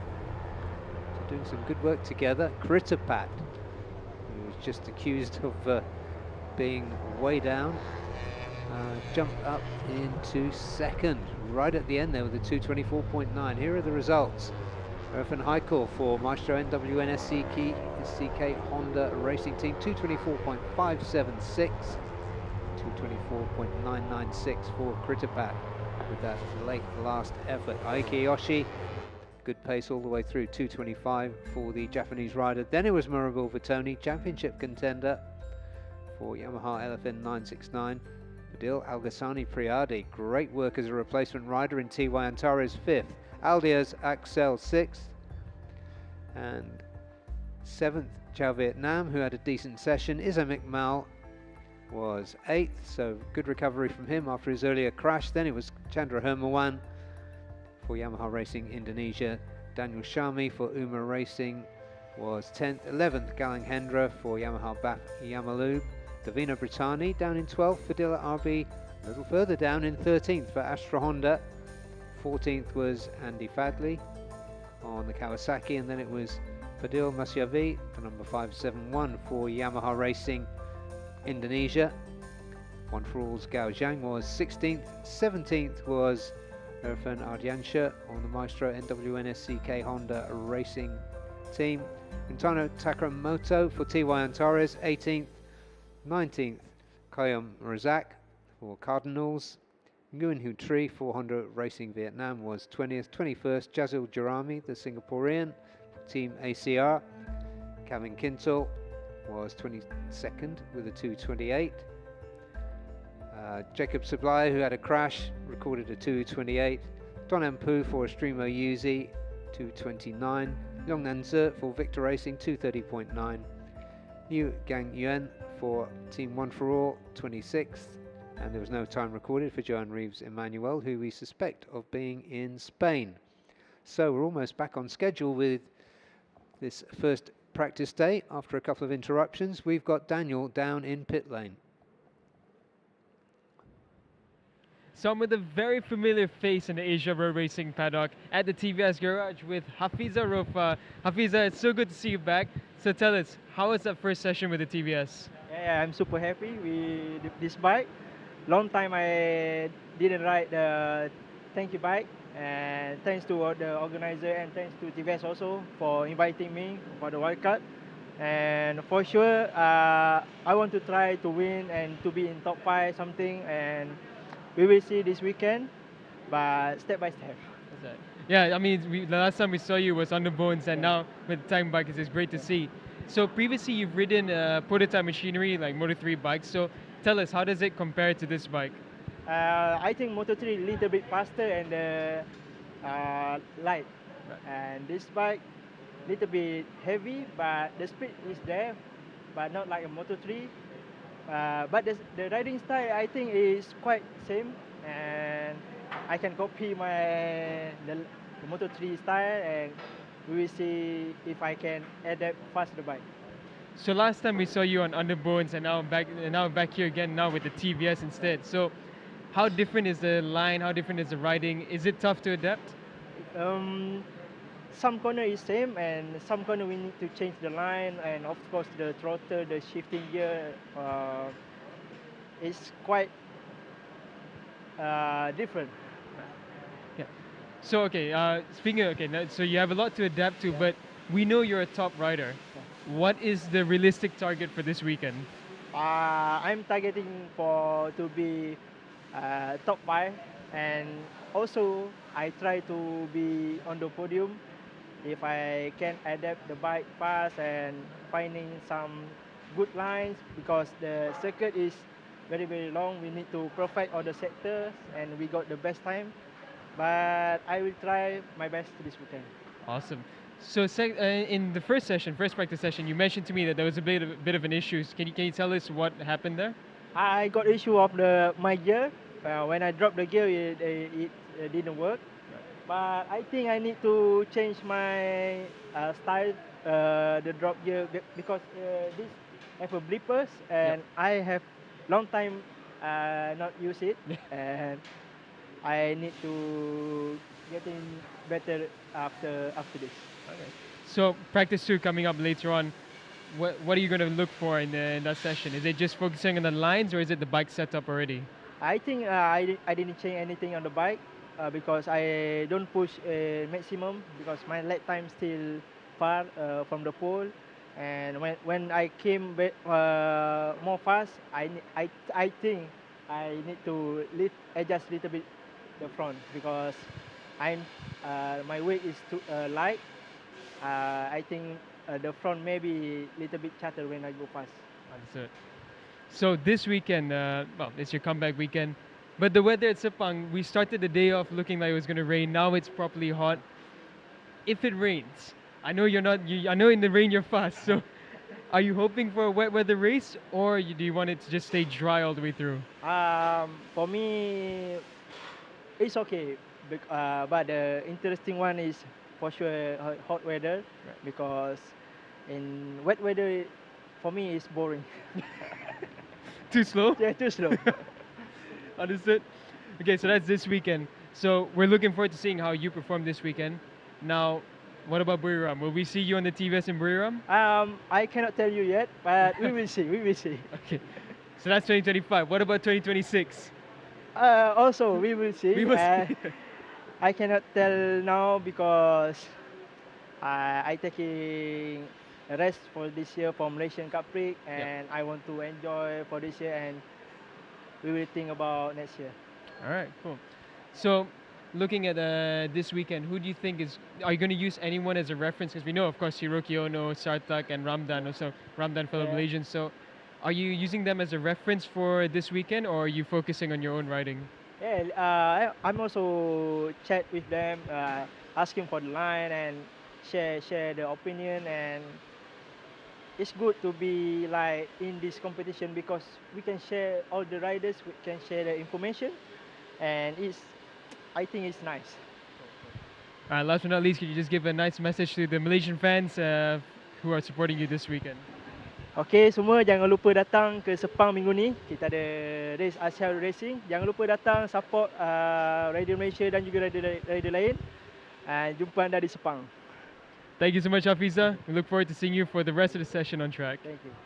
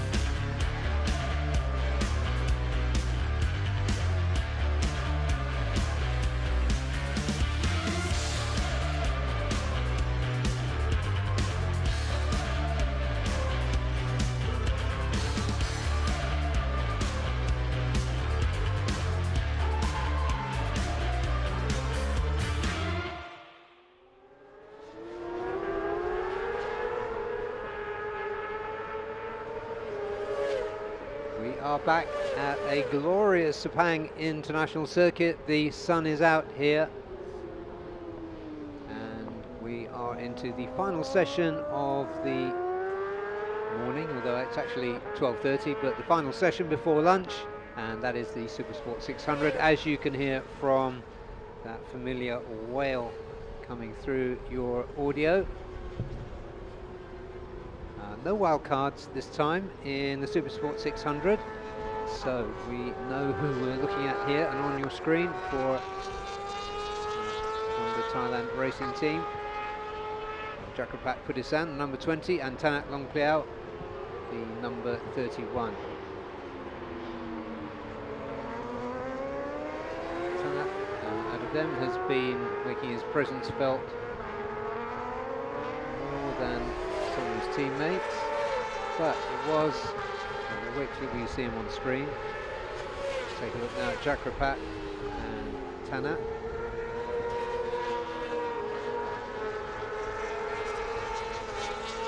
Tanat does go very well. He's got a good record. He's taken wins here in the MSBK, Malaysia Superbike Championship.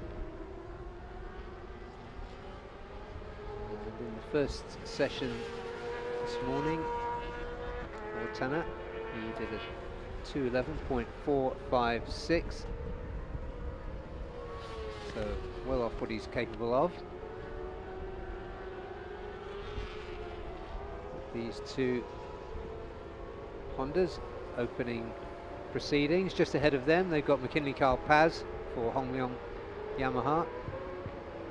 They've just gone past the number 1, 2, 3 of Razor Danica Arens. Razor was ninth quickest with the 2:11.2 earlier. So they're completing their first flying laps of this 30-minute session now. 2:12.6 was the time set by the number 31, Tanat.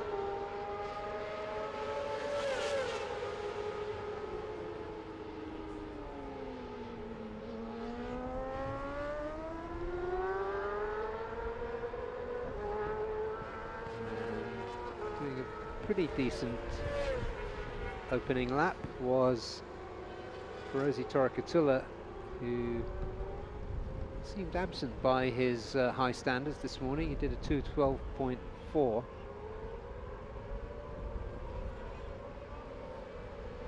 Great shot there of Tanat.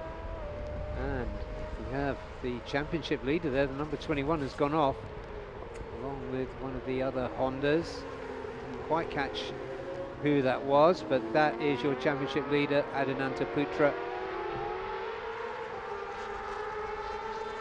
Seems like there's no problem for the machine or the rider.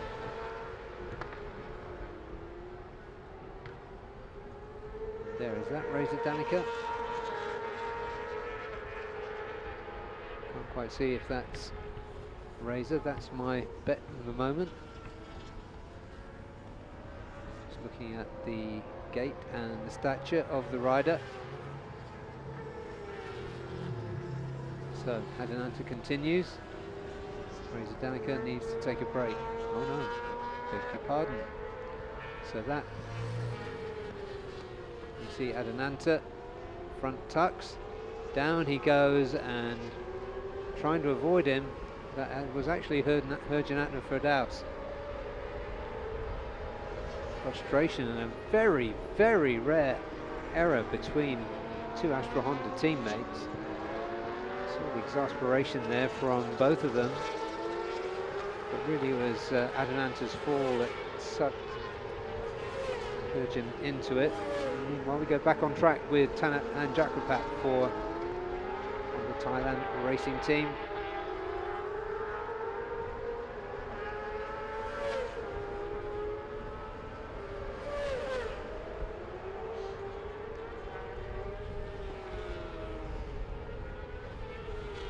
While all that was going on, another Honda in the very capable hands of Karolid and Powie went to the top of the timing screens with a 2:10.909. Next best is Tanat, number 31. There's Waina Groho, 89. Didn't see the number behind him, but I suspect that is Ferozi.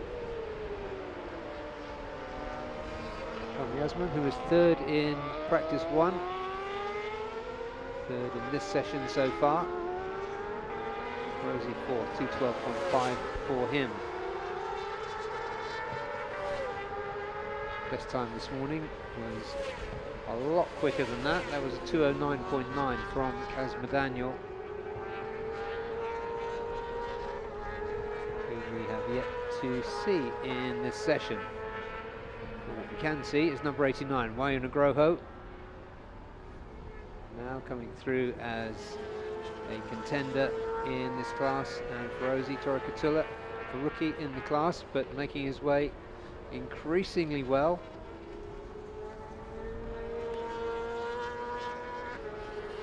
Wayu Nugroho has recently taken 2 second places, race 2 at Motegi and race 1 at Mandalika, Indonesian's home circuit.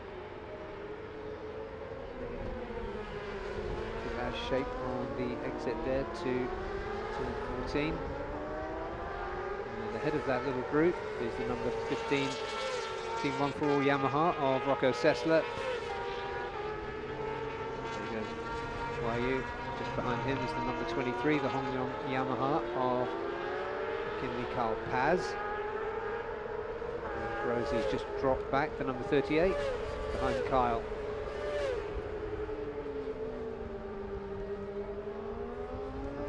Changes at the top of the order. It's Super Kip, Caroline and Powie, and it's Tana, and it's Helmi, and it's Wayu Nugroho, and then Ferozi.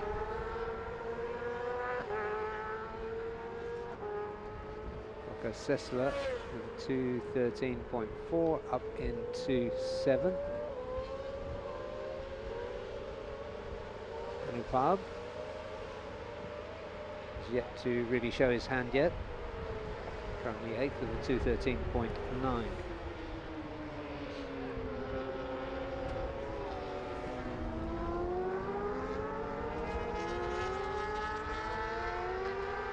Just have 20 minutes in this hot session left. Don't expect anyone to really set in faster lap times than what Kasma did earlier in the morning with the heat rising.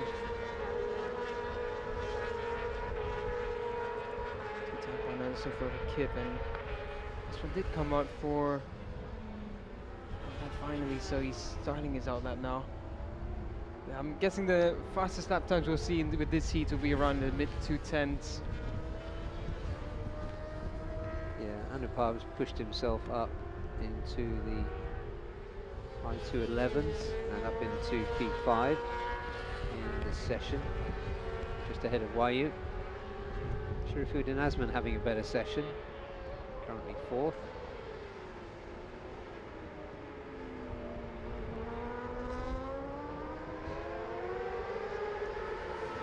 Nantis still in the pits, as is his teammate, Virgin. Bit of frustration there from Virgin, I think. If you saw the incident, Adinanta tucked the front, and Virgin couldn't avoid him, so he did exactly the same thing. It was a ballet of a front-end washout between those two. Bit of frustration there, and such a rare error you see in Astra Honda. Ooh, I think Rocco went down. Oh, Rocco didn't go down. So I think it was just an error there from Wayu. I thought Wayu was taking evasive maneuvers, but where has Rocco gone? Wasn't he ahead of Wayu there? Well, let's keep our eyes open. There he is. Yeah, he's still there. So, yeah, just a error from Wayu there under brakes in turn 1. Rocco was improving at that point.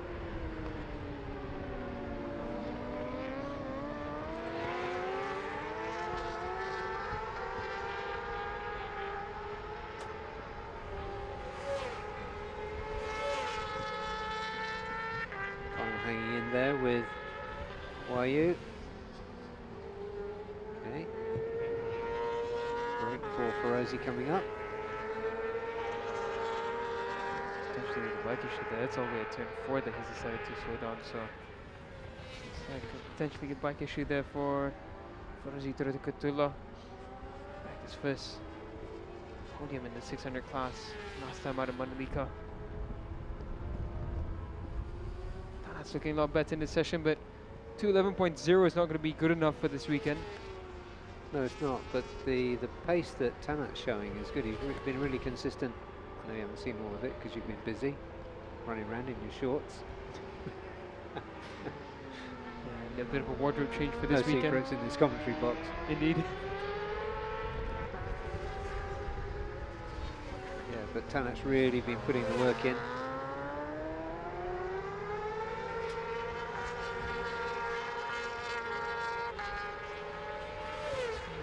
He's gone well around in Sepang in the past, and I still remember last season how good he was at the end.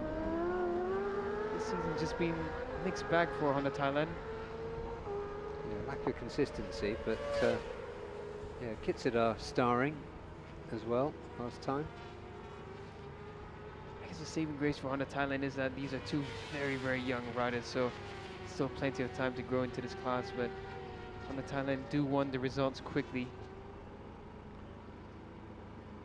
Well, Kip's actually making a decent move on this lap. Sector 1, Sector 2, no improvements, but Sector 3, the fastest Sector 3 of the session. So he might improve by just a tenth or so. Yeah, much better from him. News as well, the different category, but in AP250 I got the word from Victor Racing that he's on this completely fine. Just a bit of sore back, but other than that, he's okay. Right, well, yeah, he was out in the last session, so yeah, he must be a bit sore.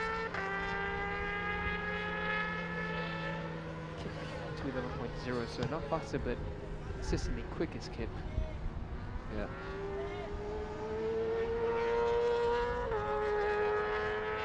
So first 4 are Hondas.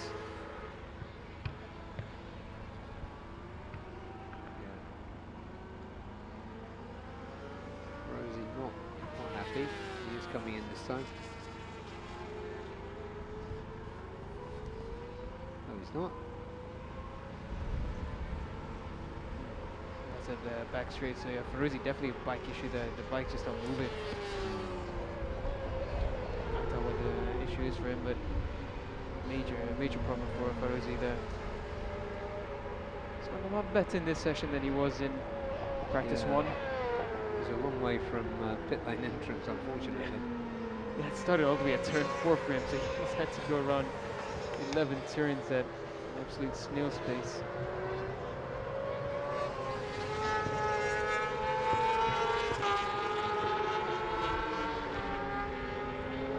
Nobody else on the move here. Half the field in pit lane. Still keeping it moving. Electronics, maybe? Yeah, might be. If it's the bike stuck on the pit limiter, then at 60 kilometers per hour all the way around 5 kilometers.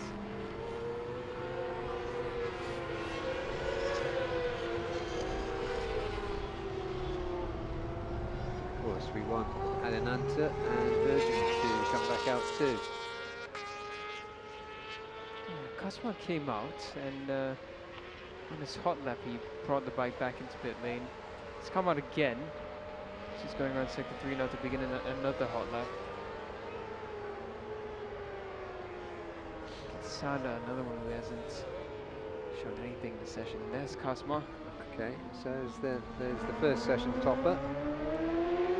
209.9 for him in practice 1. Behind him he's got Damok as company, so Damok trying to pick up a thing or two behind the fastest rider of the previous session. Yeah, you sense that Damok's got his eye on this time in this session.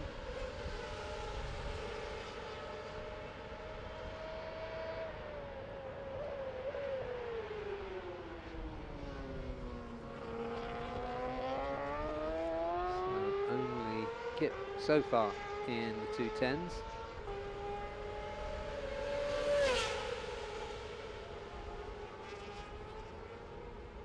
Just watching two riders here with previous World Championship experiences. Kazma in the Moto2 World Championship. Damok win the Moto3 World Championship. There's a lot of World Championship experience in this field, isn't there? Indeed. You mentioned Kip and Upab as well.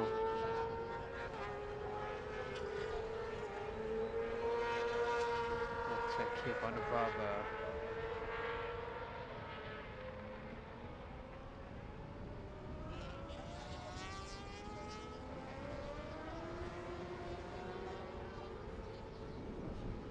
Helped me as well with the 2 wildcards in Moto2 in the past. Of course, yeah.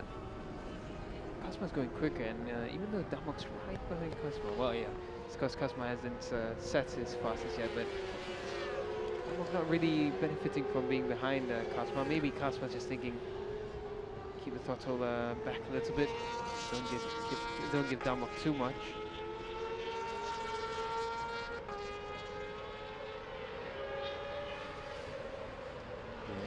Very, very aware of his presence. They've got Anupab ahead of them.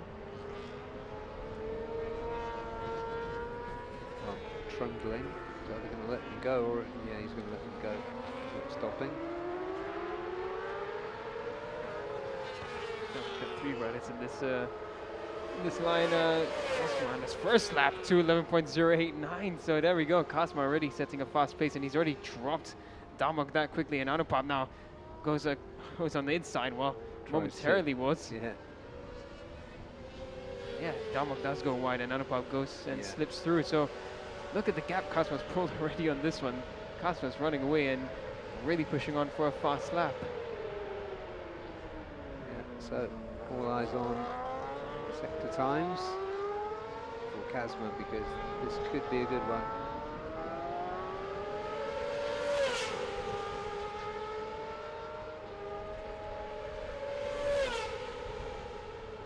It does all click for Kazma. It's hard to see. I think if it really clicks, he could be right on top for the weekend, but it's very early to say, and we've got some incredible talent that doesn't agree with that notion at all. Anupab's certainly one of them. Kazma's backed away from this one, so maybe something not sitting quite right with Kazma on this lap. Kazma really needs to convert this round as well for the championship. He does, he does.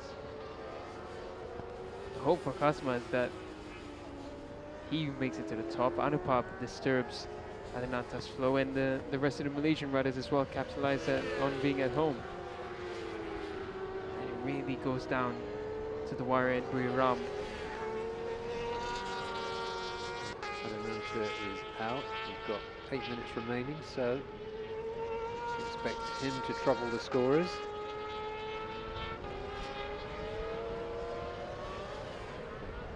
Damok's going to make a stop.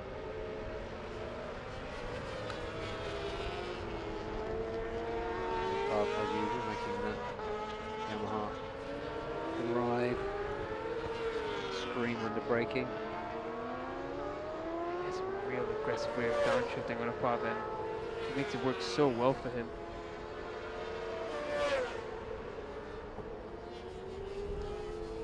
Yeah, almost like a dirt tracking thing to get the bike moving right now. Here we go. Let's have another look at that. See, we just watch the left foot there. It's impressive, like the second he gets onto the brakes, he starts downshifting.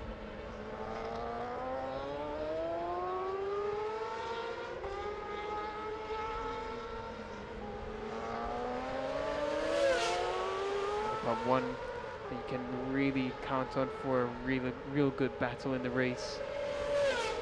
We've seen it so many times already this season. Not a great qualifier, but in the race, my oh my. He absolutely loves it. You can see how much he enjoys the fight. He does. You almost think he does it for fun. Thinking I'd rather battle it out from the back. Yeah, I do suspect he does, yeah. Because even when he was starting from the back last time, he was, I saw him on the Sunday, he just couldn't wait to get on with it. Yeah.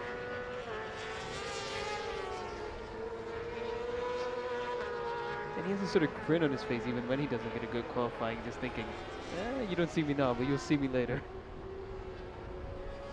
Brilliant rider. Yeah. Oh, Cosmo's second times. Sector 1 is brilliant, Sector 2 is an improvement. This is going to be a good lap coming in from Cosmo.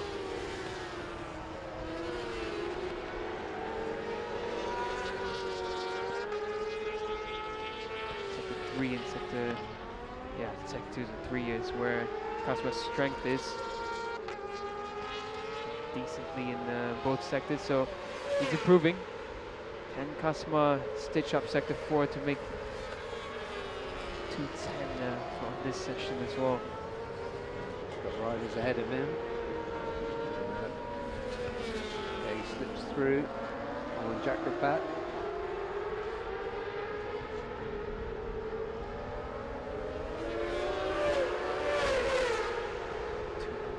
2.038, so another 211.0 for Cosmo Daniel, another improvement. And Cosmo just consistent at this really fast pace. He wasn't happy with that. He wants some space on the track, doesn't he? So he shook his head there at Jakrapat. It wasn't really Jakrapat's fault, but I think just frustration there from the Malaysian.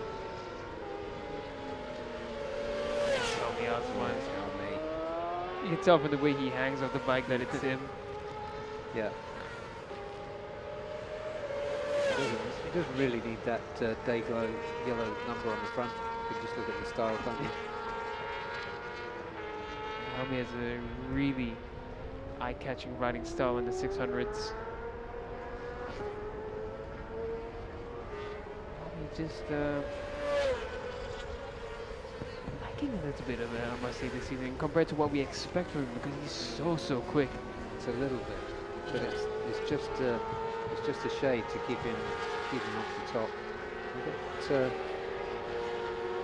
over 2/10 separating our top 6 here at the moment. Pretty much par for the course, isn't it, in this category? That top 6 doesn't include any par.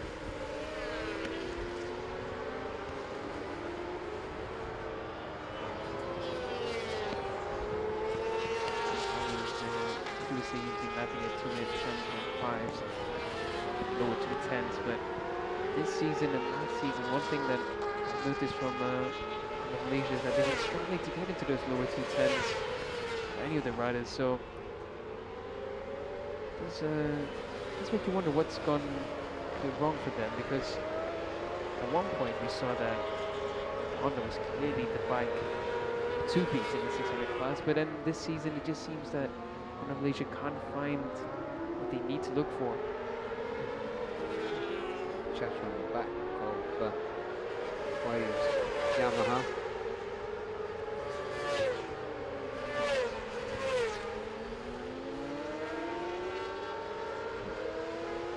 Currently sitting in second is Cosmo Daniel Tana in third. They're them both in 211.0s. Kips have broken into the 210s.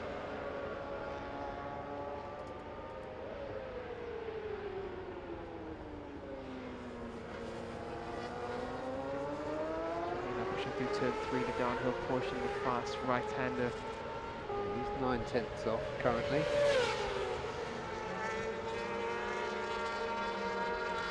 But a rider who's made himself a contender this season.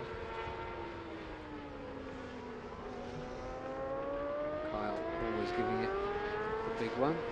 Oh, and down is someone in the Honda another Honda, another Astra Honda. He's holding his wrist as well. I think that was Tana. Kisada's not out. It might be Tana. Yeah, I think it is Tana. Oh, is it Jakarta? Yeah. See from the Kushitani brothers, it was the Honda Thailand riders, but it's unfortunate for Jakarta. He's holding his left wrist. Yeah, his wrist he's holding. I was hoping maybe it was just a knock, wrap on the knuckles, but.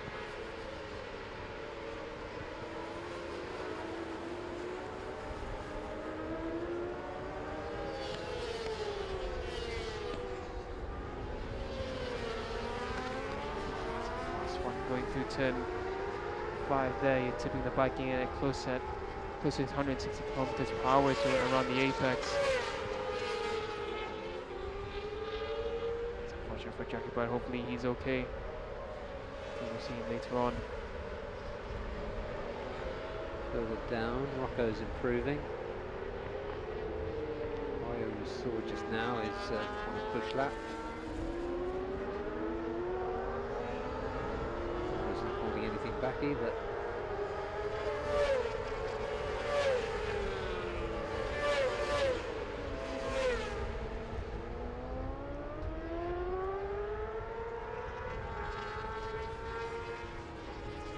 Just under a minute left. Kip is out on track there. We can see him now, number 44.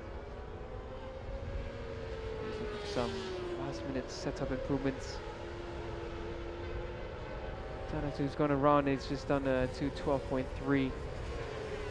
Should be able to improve on his lap time. Again, the heat in Sepang, when it boils up like this, it's not easy to find improvements. Those tires get overheated very quickly and you just start to plateau.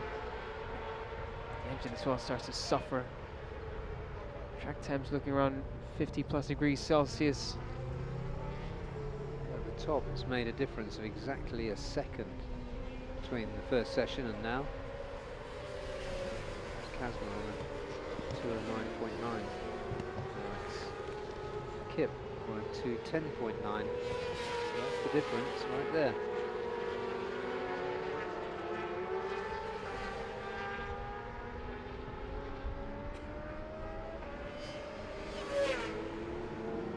Flag is out. Tom just come back in already for conclusion of this session. From Kip on top to Underbone, 0.8 of a second. Underbone is 0.3 slower than Wayu. So again, Underbone not that quick in practice.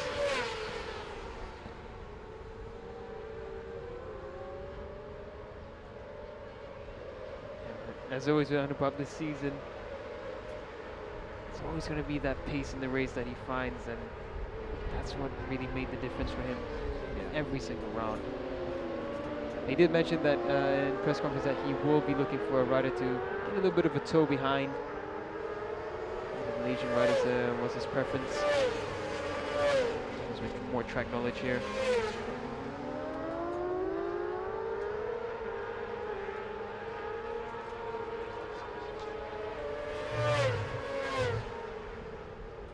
So nothing going to change the order as we look at those rather attractive cumulus clouds against the blue sky. Let's hope it remains there. So Carolyn and Powie 2:10.909. That's the fastest time of practice 2 for Supersport 600. Then Kazma Daniel, who topped this morning's session, 2:11.038. He was second. Then it was Tanat Longpliao who put in really good work during that session, as did Helmi Asman, as did Sharafuddin Asman. Adananta had his session interrupted by a crash, but recorded a 2:11.1. Wayu Nugroho, another 2:11.1. Anupab, 2:11.7. He was 8th quickest for Yamaha Thailand Racing Team. 9th was Ferozi Torakatula for Yamaha Racing Indonesia. Hongyong Yamaha's Kyle Paz was 10th, and then it was Jakrapat Pudisan. Rocco Sessler, his best time was 2:12.885 for the team One for All. Herjan Atner, that crash with his teammate, or alongside his teammate I should say, 2:12.8 was his best time. Shajun Tong did a 2:15. No time recorded for Reza Danica or for Kitsadar Tanachot. So that brings us to a brief lunch break. We're going to resume at 1:30 local time. When we come back, it'll be with the second session of the day for ASB 1000. So go and grab yourself some lunch and a drink and join us again at 1:30. At Sepang International Circuit. We're here for round 5 of the Idemitsu FIM Asia Road Racing Championship.